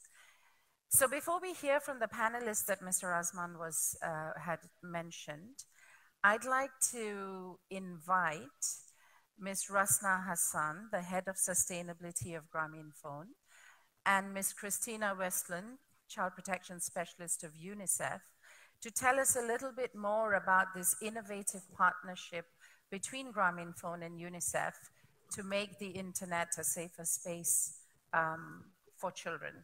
When we say children, I just want to qualify that it actually is adolescents and young people as well. So, you know, I know there's been a little bit of discussion in the room as well and what we mean by children, so just to clarify that. So, Rasna Hassan and Christina Westland, come ladies. Assalamu alaikum. আমি বাংলাই বলি সীমা যেটা বললেন আমি রাসনা হাসান আমি এখানে sustainability দেখি I head sustainability বেশ কিছু সময় ধরে আমাদের একটাই উদ্দেশ্য যে বাসায় যেরকম আমাদের বাচ্চাদেরকে আমরা টেক কেয়ার করি একটা অর্গানাইজেশনের পার্সপেক্টিভ থেকে এই পজিশন থেকে আমাদের এক্সপার্টিস ইউটিলাইজ করে আমরা যত বেশি বাচ্চাদের সম্ভব সেই বাচ্চাদেরগুলোকে কিভাবে দিক নির্দেশনা বা হেল্প করতে পারি আমরা বেশ কিছু বছর ধরে ব্র্যাকের সাথে খুব সুন্দরভাবে খুব সাকসেসফুল একটা প্রজেক্ট রান করেছিলাম যেটার নাম চাইল্ড অনলাইন সেফটি এই বছর আমরা ইউনিসেফের সাথে করেছি এবং আমাদের সাথে ছিলেন chance 21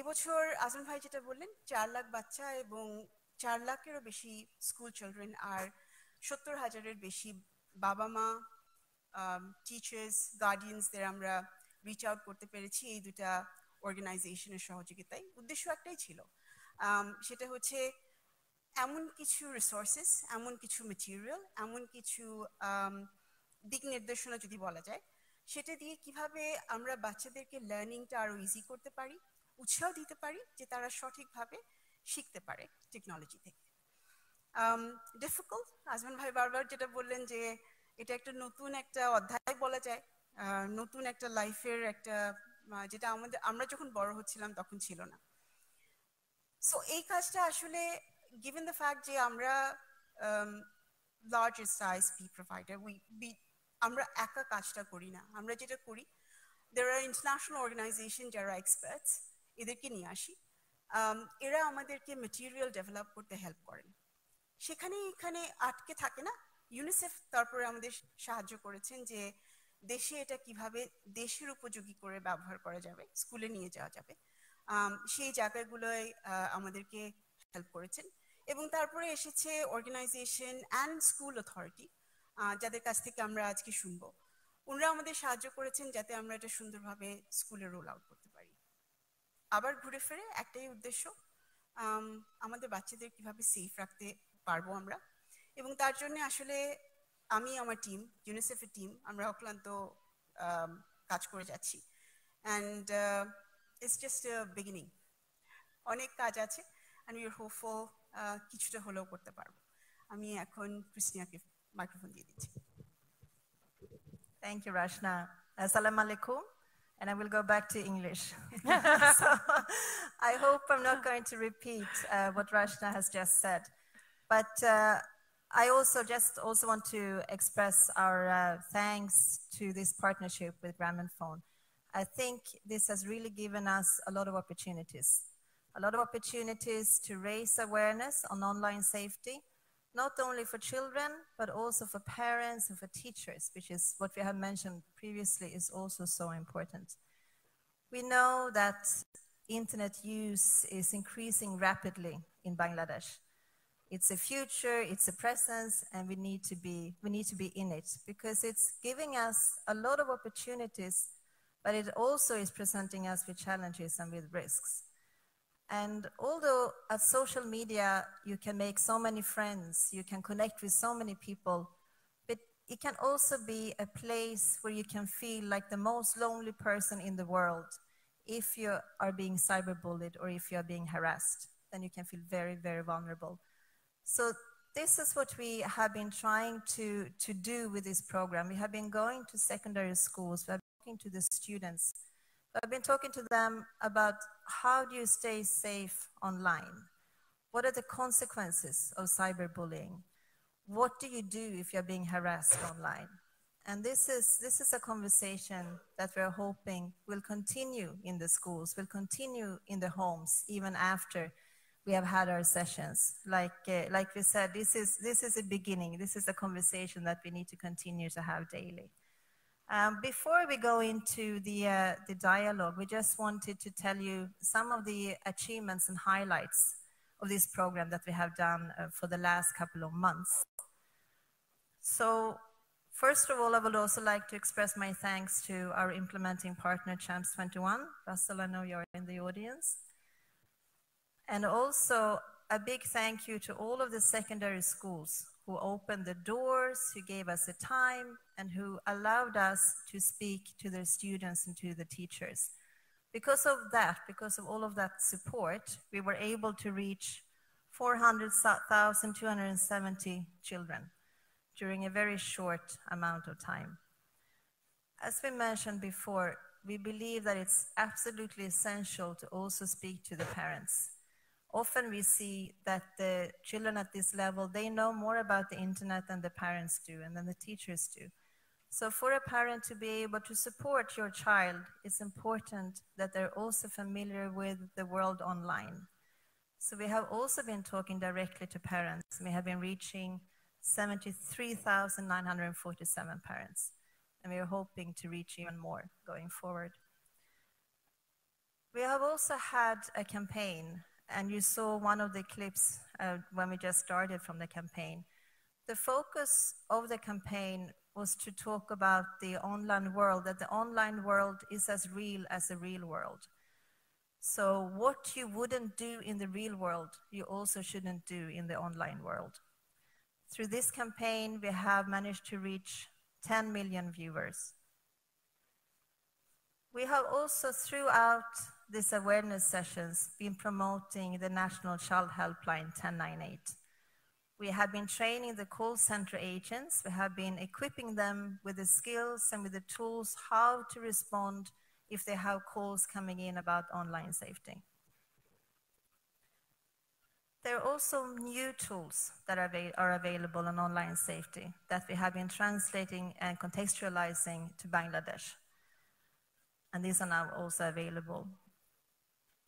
And then now today, we are really happy to have you here. We're so pleased to have all of the panelists here. We're also pleased to have the audience here. And we are hoping that we can continue the discussion on how to make online safety safe for everyone and how to work on it together.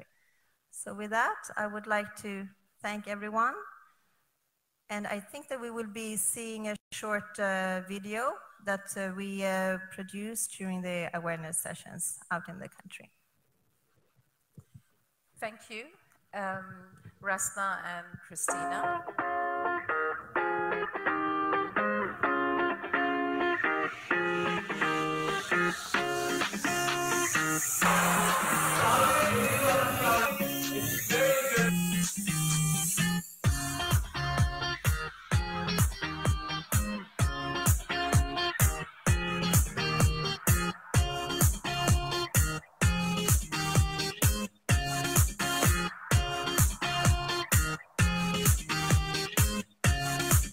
ইন্টারনেটের যেমন কিছু positive দিকও আছে তেমন কিছু negative দিক আছে। আমরা ইন্টারনেটে সোশ্যাল মিডিয়ার মধ্যে যখন রোমিং করি তখন আমাদের অনেক সময় সাইবার বুলিং এর শিকার হতে হয়। আমরা এটা যাতে ভালোভাবে ব্যবহার করতে পারি, কি পথে কি ওয়েতে, এই গাইডলাইনগুলো বাচ্চারা এ যাবৎকালে খুব বেশি পায়নি। তারা নিজেদের মতো করে ইন্টারনেট ব্যবহার করে এবং অনেক সময় বিপদে পড়ে যায়।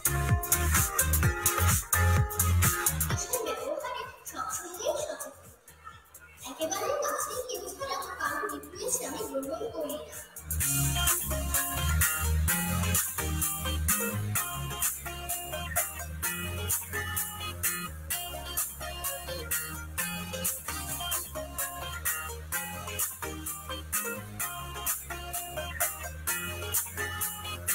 যদি আমাদের কখনো কেউ ট্রোল করে বা বুলিং করে অথবা ব্ল্যাকমেইল করে, আমাদের হ্যারাস করার চেষ্টা করে, তাহলে আমরা সেটা বড়দের সাথে কনসাল্ট করব। আমাদের একটা হেল্পলাইন আছে যেটাকে আমরা 1098 বা 1098 বলি। যদি কোনো শিশু কখনো বিপদে পড়ে যায় ইন্টারনেট ব্যবহার করার কারণে বা অন্য কোনোভাবে কোনো লোক তাকে কোনো খারাপ মন্তব্য করলো, বা সেক্ষেত্রে শিশুরা যেন একটা সহযোগিতা পেতে পারে সেজন্য অনলাইনে তাদেরকে একটা phone toll free phone number দেওয়া হয়েছে। সেই ফোনে ফোন করে তারা সহযোগিতা পেতে পারে।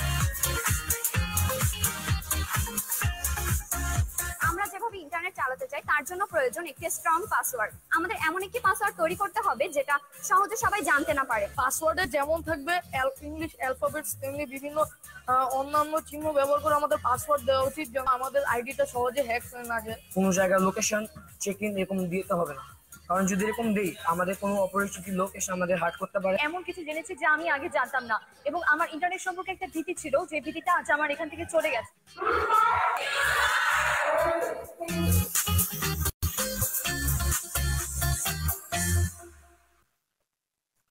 So ladies and gentlemen, you just watched the second video of the integrated communication campaign from the partnership that Rasna and Christina talked to you about. So it's almost time to start the panel discussion. So I'm going to invite our panelists over to come and take a seat here. So please do come and we will start the discussions on that. But just as the panelists take their seats, what I wanted us to just think about a bit as we go into the discussion is, you know, we've watched the videos which really are, they really show us what's happening out there and what is part of everybody's, it's part of your daily life. So just to think about that. And those who are online, please do send your questions in, because we will take your questions to the panelists and have them answer. On that note, it's okay. I was going to say that, but it's fine. No, I can see you all here. On that note, what I'm going to do is, I think though Yasser did mention and invite and introduce our guests, our panelists, I will do that once again so that you know exactly who is who. So we have on the third seat, we have Motushi Kabir, who is the Director Communications and Outreach of BRAC and BRAC International. And then we have Miss Sabrina Shahid, who is the principal of Sir John Wilson School. Then we have with us on my right, Professor Dr. Said Mohammad Ghulam Farooq, who's Director General, the Directorate of Secondary and Higher Education. And finally, we have Dr. Mahmoud Al-Haq, who is the Additional Secretary from Secondary and Higher Education Division, Ministry of Education. So, as you can see, we've got distinguished panelists. So, Motushi, I'd like to start with you. Given BRAC's long time engagement on child online protection, what we'd really like to hear from you is, you know, you've watched those videos, you've heard of it. What do you think still needs to be done to make children safer online? And really, given that you've had this experience and you know what is out there, we'd like to hear from you, keeping in mind also BRAC's various interventions and outreach with young people. What are those, what else needs to be done? What more can we all do here? Sure. Thank you. First of all, let me congratulate UNICEF and Grameenphone not only for this very much needed campaign, but also bringing all the relevant partners in the ecosystem in this panel. So congratulate for that. As you've said, we have different interventions of engaging with children at different ages. And what we have really seen is children respond to different type of contents depending on your change, right? You cannot go with the same content with adolescents, young adults and children. So that's something I think that needs to be done, that we need to customize the content based on where in the life cycle the child is, because of course, when a child reaches adolescence, they respond to very different stimulus. They respond to very different type of content. So we really need to customize then the messages, the tone of voice, the way we speak to the child, depending on where they are. What we have also seen from our experience of running many adolescent development program and through BRAC education program, that peer-to-peer influence plays a very important role, because it's very important to engage with parents and teachers as you have done, but it's also important to identify who are the influences within the children's peer network, especially when they reach the adolescence phase or the young adult phase. Because as you know, if a child is told not to do anything, they'll be more intrigued to try that out. So it always helps if there's positive peer pressure. It always helps if they listen from their friends or the champions within their network.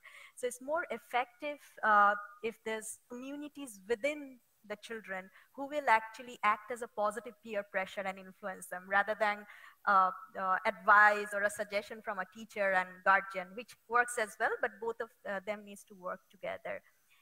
I think it's also very important, and I'm very glad to see representative from Ministry of Education here, because there needs, for system change to happen and for large scale change to happen, we really need to involve all the different partners, especially the internet service providers in Bangladesh, whether they have the safety mechanism in place to filter so that the inappropriate content is not reaching to the children or adolescents. So it's very important to have that mechanism in place so that we can stop at source, right?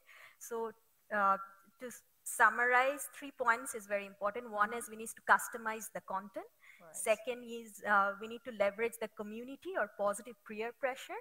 And third is we really need to work in the infrastructure and engage with the ISPs, internet service providers, so that we can stop inappropriate content at source.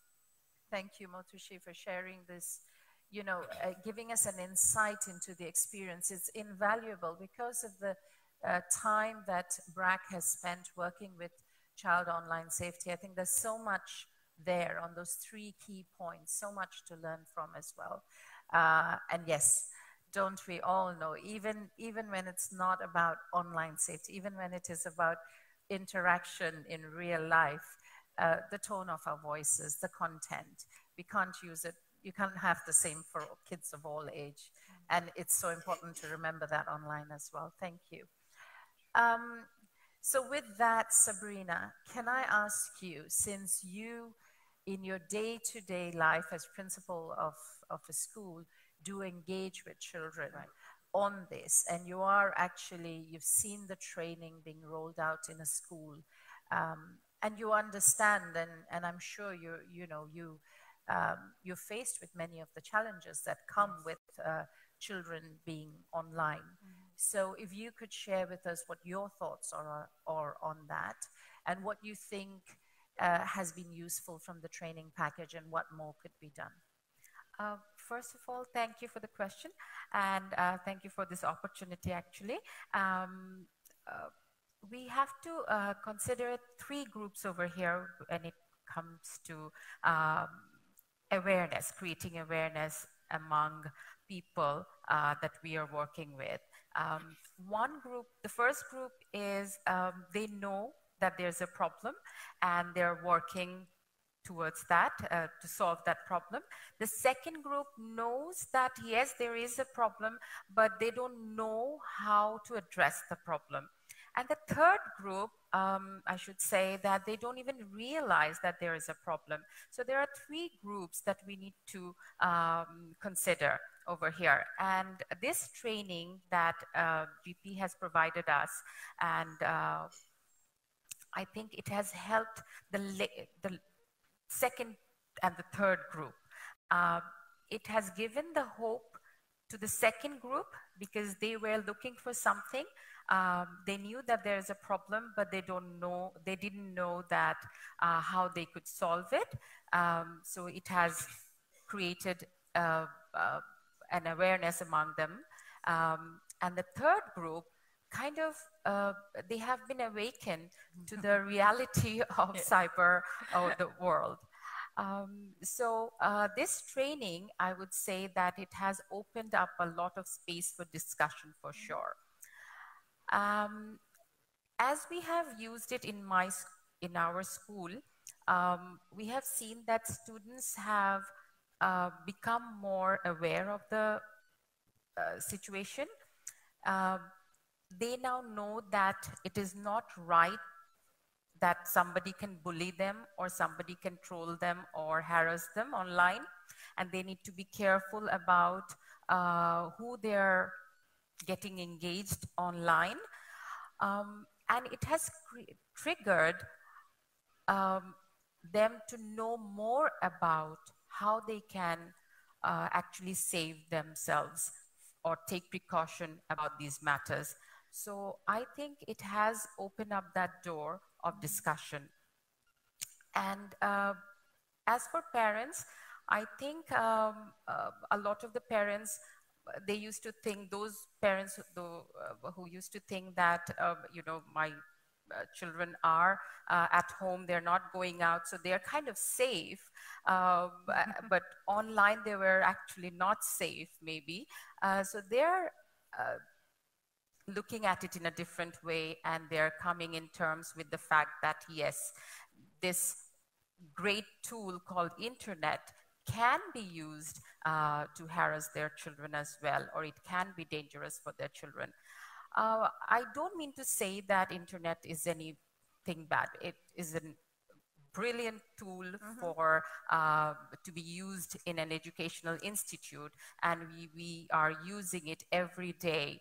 But we also need to be aware of the damage it can cause. Thank you, Sabrina. It's so good to hear that, the training has also opened up, created the space for discussion between the teachers and the students, for the students to know that, yes, they can approach you. But I think even more fascinating that parents look at it in a different way. And, as we heard from Mr. Yasser Azman early on as well, the internet is here to stay. And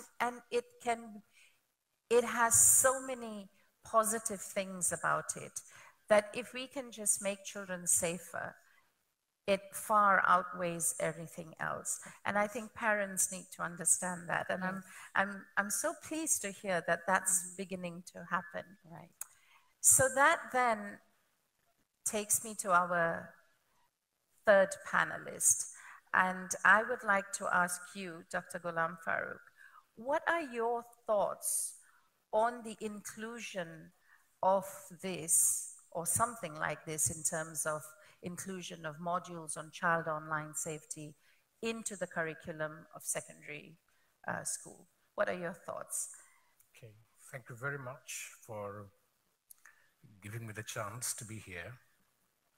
And first of all, I have to admit my ignorance that I didn't know that you were doing such a big scale campaign against this cyberbullying. The 400, you have already reached 400 students and 50,000 parents, students, the 400,000 students yes. and 50,000 parents and Yeah. teachers. It's very great, and I didn't know about it. It was a great initiative. Thank you very much for that, first of all. Introducing this thing in curriculum is a little bit difficult. You know that there is huge criticism against the textbooks, that the textbooks are already overloaded. And the government is trying to reduce the content now from the textbook. Right. So this is very difficult to include these things in curriculum. So what we are doing now, let me tell you that before being the Director General of Secondary and Higher Education, I was the Director General of National Academy for Educational Management. What we did there, we gave training to the teachers, the heads of the institutions, like that. And one of the things that you know that by 2030 we're supposed to achieve SDG 4. In other words, we have to achieve quality education by 2030. And we try to define quality education. You know that it's very difficult to define quality education, and so we try to define it.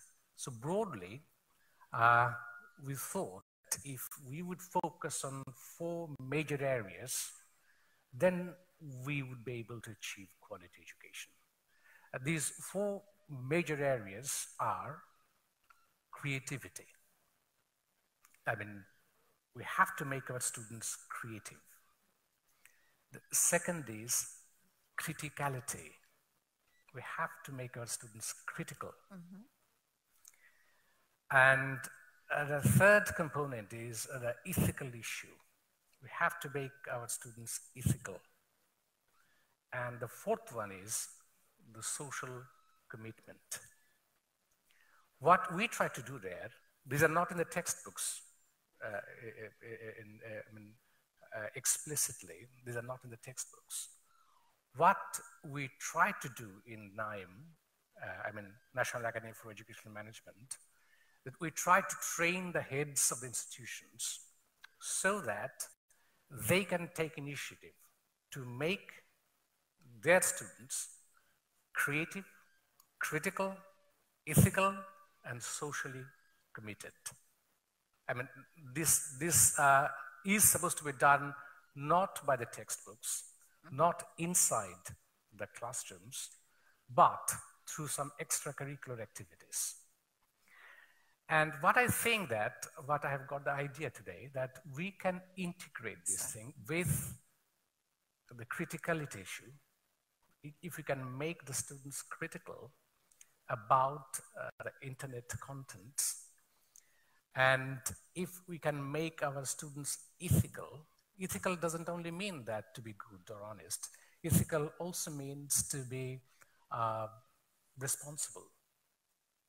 Ethical also means to have respect for others, others' views and others' opinions. So we try to define ethical in different ways so that we can motivate our students to be ethical. So I got the idea today that this very thing, which were not very much clear to me before, that we can integrate this, this cyber safety with the critical issue and the ethical issues, so that our heads of the institutions, they can motivate their students to be critical in such a way that they will be very careful about handling with this internet material. They will make their students ethical in such a way that they will be careful when they will use internet. And last of all, let me tell you from my own experience, awareness is the most important thing. Blocking the sources, what I found, I worked in Saudi Arabia for 7 years in a university. And I found the students there. In Saudi Arabia, all the sources are blocked. And, I mean, I couldn't use any source. But my students could. They were smarter than me. So they could crack the code, and they could visit all the prohibited sites very easily. So blocking the sources is not, I mean, I think it's not very good. It's okay, but we cannot stop this by blocking the sources. So what we should do, as we have seen, that we have to make them critical and ethical in such a way that they will not be the victims of this internet content. Thank you very much.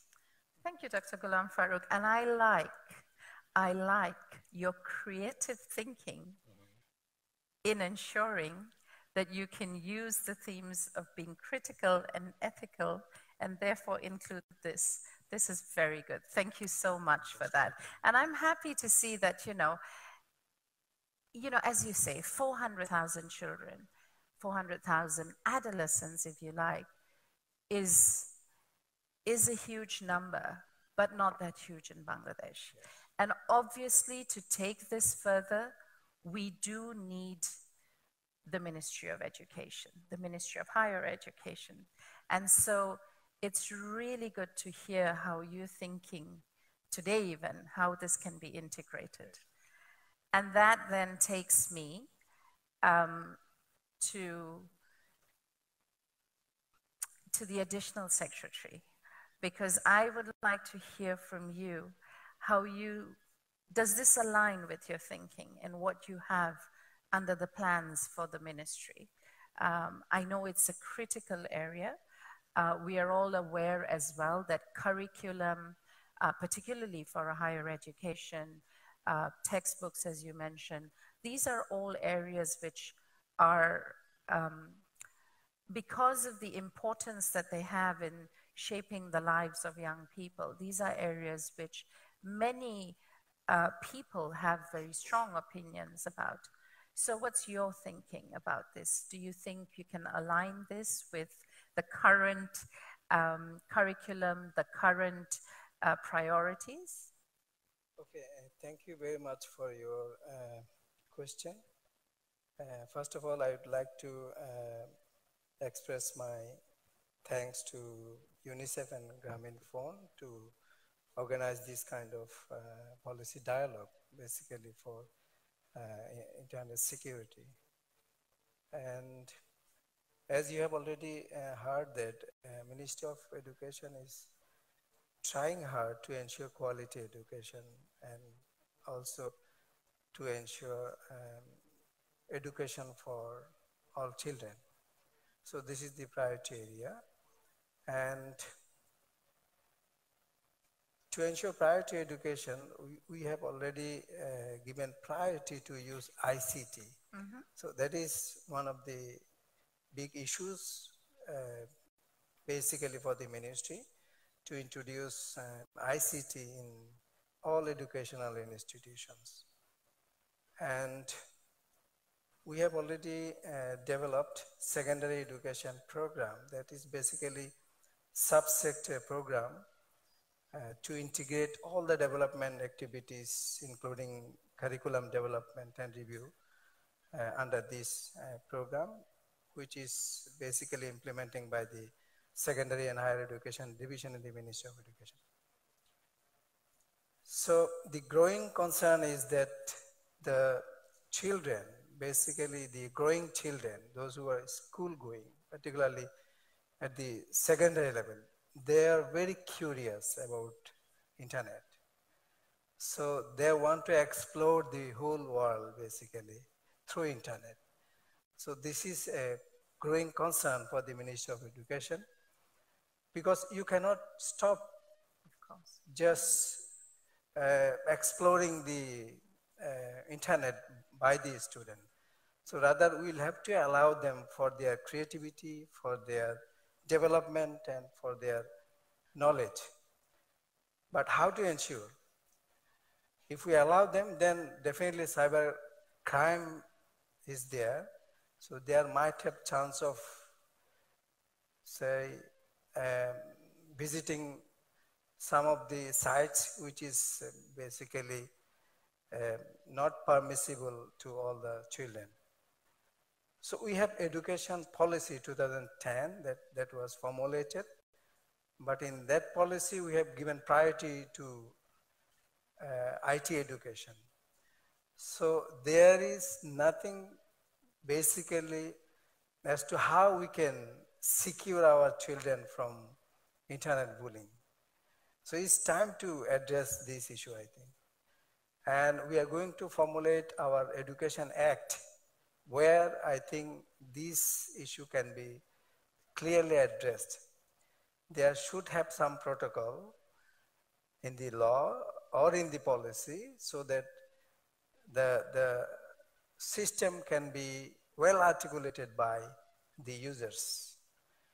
Here, the curriculum, you have already mentioned that curriculum needs to be revised. That is the priority issue. But we cannot accommodate everything in the curriculum because of huge burden, particularly for the students.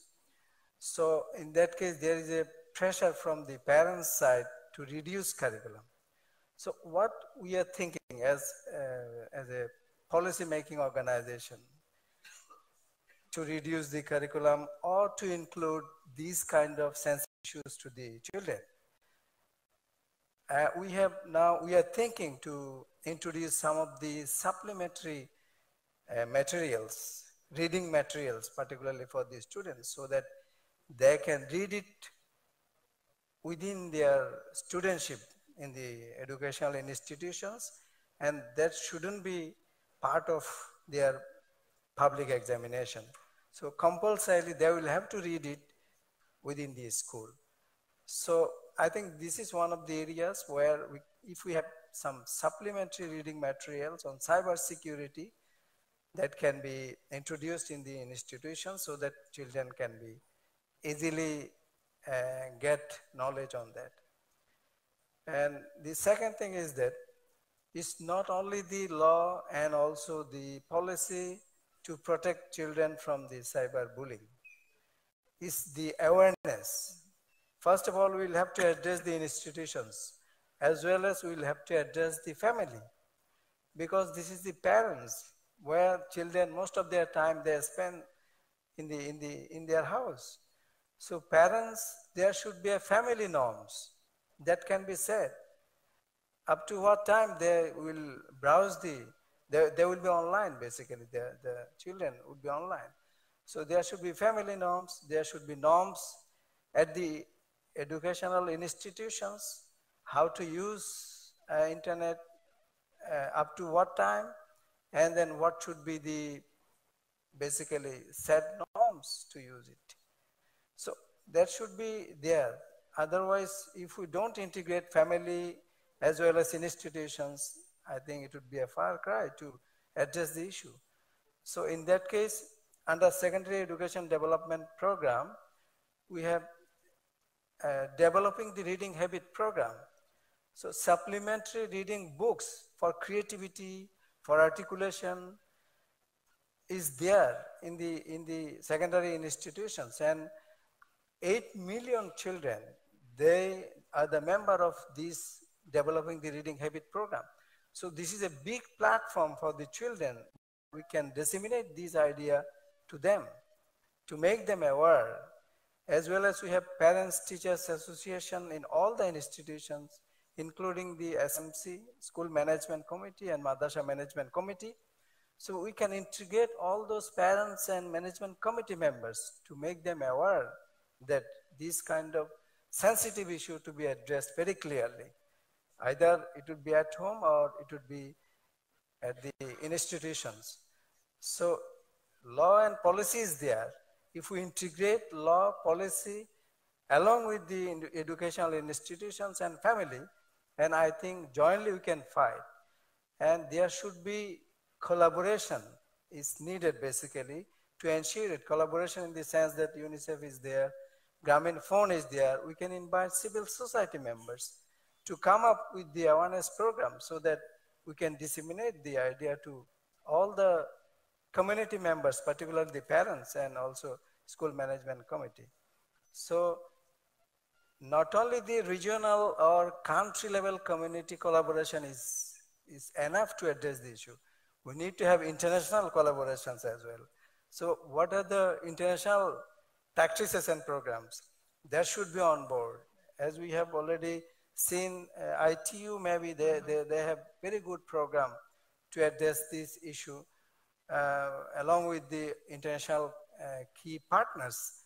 So that our local program can be integrated to the regional program as well as to the international program, so that ultimately we can be in a position to address this cyber crime, cyber sensitivity, as well as the internet security for our future generation. Thank you.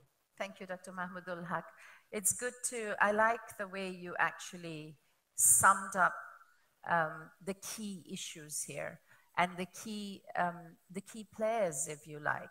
So very much in the way our panelists actually drew it out when we started with Motushi, who spoke about, what is it that they have learned, BRAC has learned from its years of experience working with children on this. And then from Sabrina, hearing as a principal, not just the space that children need to have this discussion, the awareness that it has created for children, but also parents, and how this has been such a welcome initiative by the parents as well, because it provides them, for some of them, with the information and the knowledge that they themselves required. But also, I think parents, we have heard from other areas as well, and many of us are parents here, go through the phase of being uncertain. Should I or should I not? Should I let my kids go online or should I not? What will happen if they don't go online, and what will? And I think this has created that openness to discuss it and the information that comes with it. And then finally, to hear from both of you, the penholders, if you like, of secondary education, on what can be done and how it can be included, the creative ways in which we can include this without burdening the child. None of us want to burden the children, so no exam, but yes, reading. And then opening up the space using the school committees and so on to include parents and others, because each one of us has a role to play in ensuring that our kids are safe online. So thank you for your thoughts. And to our viewers and to those in the room, it's almost time to hear from you, because of course this wasn't supposed to be a one-sided discussion. We do want to have a discussion with you. So before that, what we'd like to do is share a couple of more videos with you as well of the integrated campaign, so that you have glimpses of what else there is on that. And then we will have the discussions around it.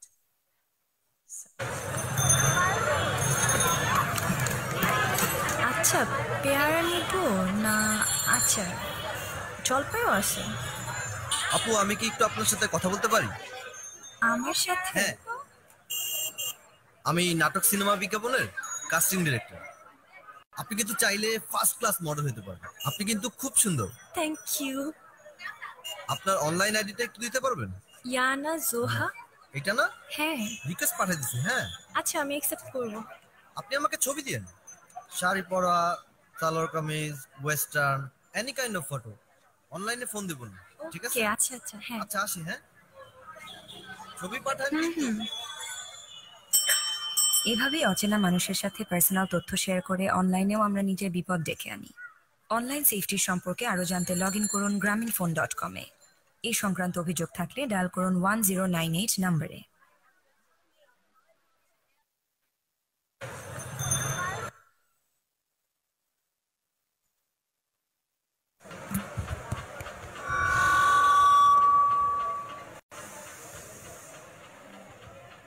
আবৃত্তি করছি কবি জীবনানন্দ দাশের আবার আসিব ফিরে কবিতাটি। আবার আসিব ফিরে ধানসিঁড়িটির তীরে এই বাংলায়, তোমার জন্য থাকবো আমি তীরে। ধানসিঁড়িটির তীরে এই বাংলায় হয়তো মানুষ নয়, তো কি গরু ছাগল?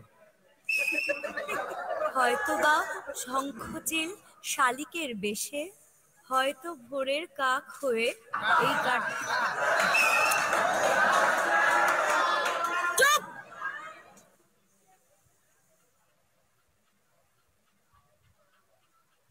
বাস্তব জীবনের কোনো অসঙ্গতি যেমন আমাদের নাড়া দেয়, অনলাইনেও কি ঠিক এমনই হওয়ার কথা না?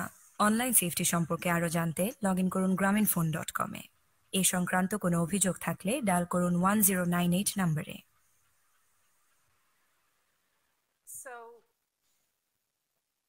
we're going to start off the discussion session, and I just want to remind everyone that this is an interactive session. We will have those of you in the room, but we also have questions coming in from those who are watching online. So maybe we will start off with the first one, which has come from Shubhajit, who's watching this on Facebook. And the question is, interests change with age.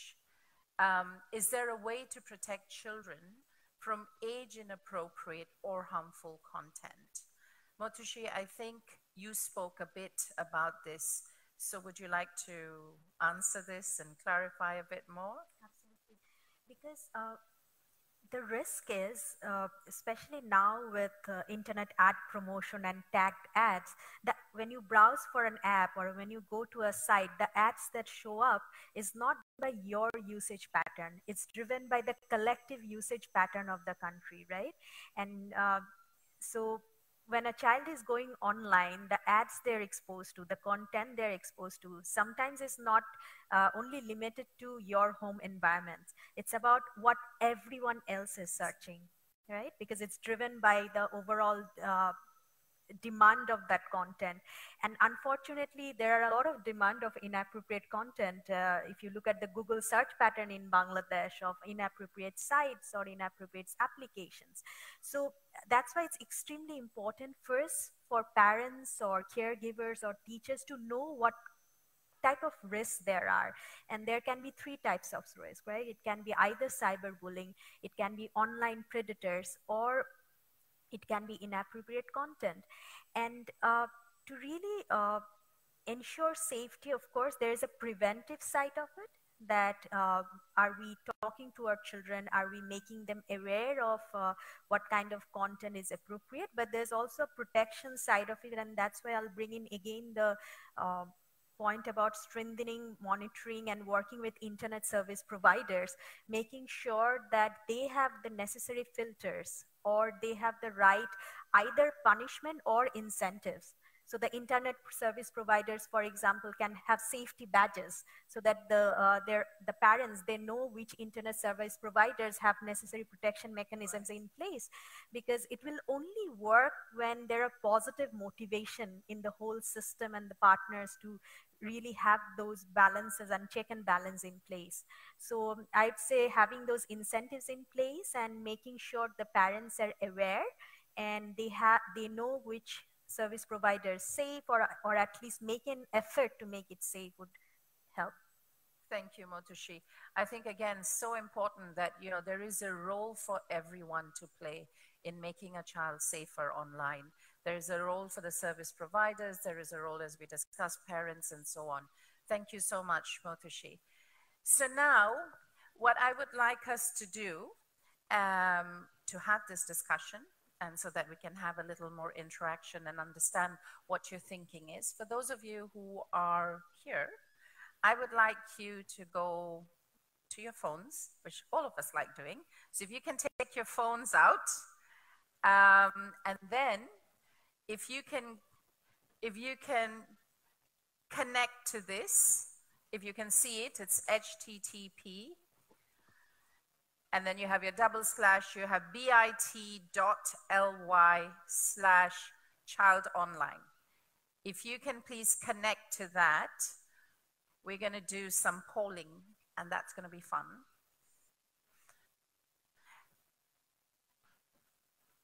And those who are viewing online, please access this through Facebook. We will have the questions, and you can answer it on Facebook. So those who are in the room, please use this, and those who are on Facebook, please go ahead and do that. So, are we ready? Is everyone in this room ready? Yes? Everyone's connected? All right. So the first question, when children are online, I'm most concerned about A, online bullying, B, exposure to inappropriate content, and C, risk of physical sexual violence. And we have the answers coming in.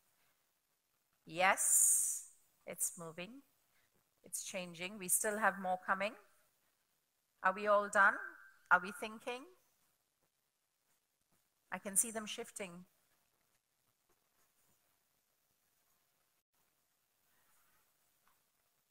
Are we done? And we know how it's going online. I guess we have, I guess our online viewers are also answering, and we will have their results as well. So are we done in this room? Is this what we have? Yes? Everybody in the room? Have you answered? Yes? All right. So this is what we have. 31% of those in this room think or are most concerned about online bullying. And 46% are most concerned about exposure to inappropriate content, which we did hear quite a bit about. And then 23% are concerned about risk of physical and sexual violence. So, interesting. And the online results, I think we will, while we are waiting for that to come in, I think we've got a sense of what's coming here in the room. The biggest worry is the exposure to inappropriate content. So very quickly, just to think about that while we wait for the other one is, what are your thoughts on this to the panelists? What do you think? What does this mean? What do you think this reflects based on the discussions we had earlier as well? If anyone wants to. Yes, Sabrina, please. Yes, inappropriate content is definitely, that would be my choice as well. But you see, we can't close our eyes, we can't close our ears, and we can't stop breathing. Just like that, we can't stop viewing, this popping up unless you have a very strict, system in your computers.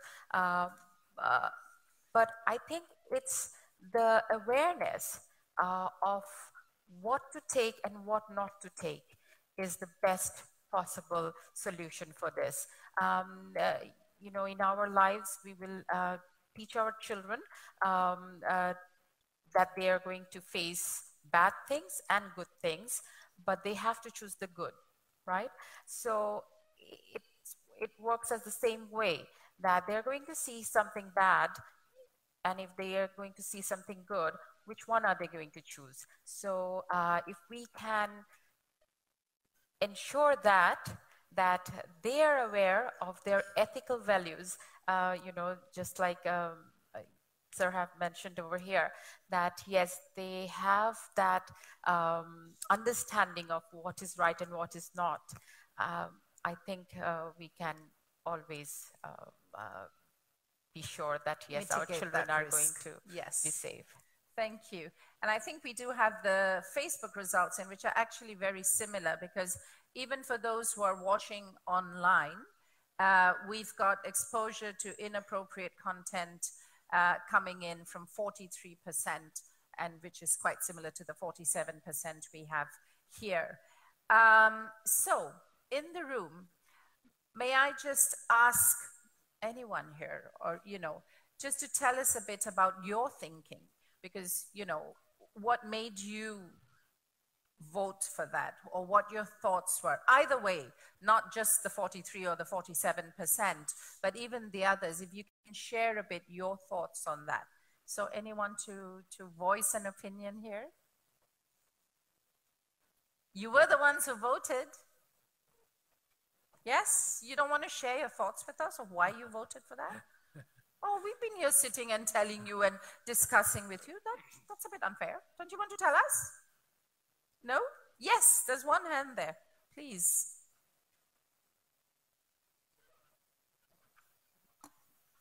Hello. I'm Shihab Rahman. I'm coming from Prinal Lab. So, according to my observation, may we know his identity? Yes, sorry, if you can do a short introduction. Yeah, I'm Shihab Rahman. I'm from Prinal Lab. Thank you. From my observation as to my age or people who are younger than me, we've seen them driven. That's like me, right? People younger than you. No, younger than you. No? Younger than you. So, I've seen them driven to things which are inappropriate more, like which things are not to do. We tell our youngers that don't do this, and back in their mind, I see them, more interested on those parts. So inappropriate contents actually driven them more, maybe subconsciously. I've seen them like they don't want to expose themselves, maybe in front of us or their guardians, parents, but back in their mind when they're in group with other kids or other groups, they prefer or they talk about that we have seen such contents or these are available or maybe.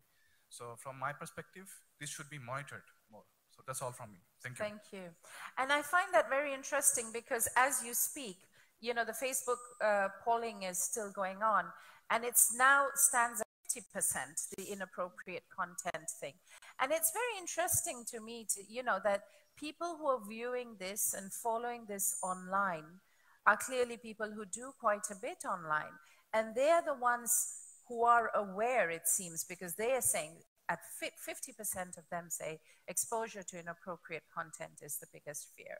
So thank you for sharing your thoughts on that. Anyone else, even if you were the 20% or the 33% that said, no, my biggest fear is online bullying, just to share with us your thoughts on that. Yes, Christina. Thank you. I can share again. Sorry, I'm not very technology savvy, so I wasn't able to vote. So you're going to tell us your vote I now. will tell you instead. No, as a parent, still my son is quite young, but what I am concerned about is when it comes to the online bullying. Because I feel in the school or in the community, I'm able to see and I'm able to protect him.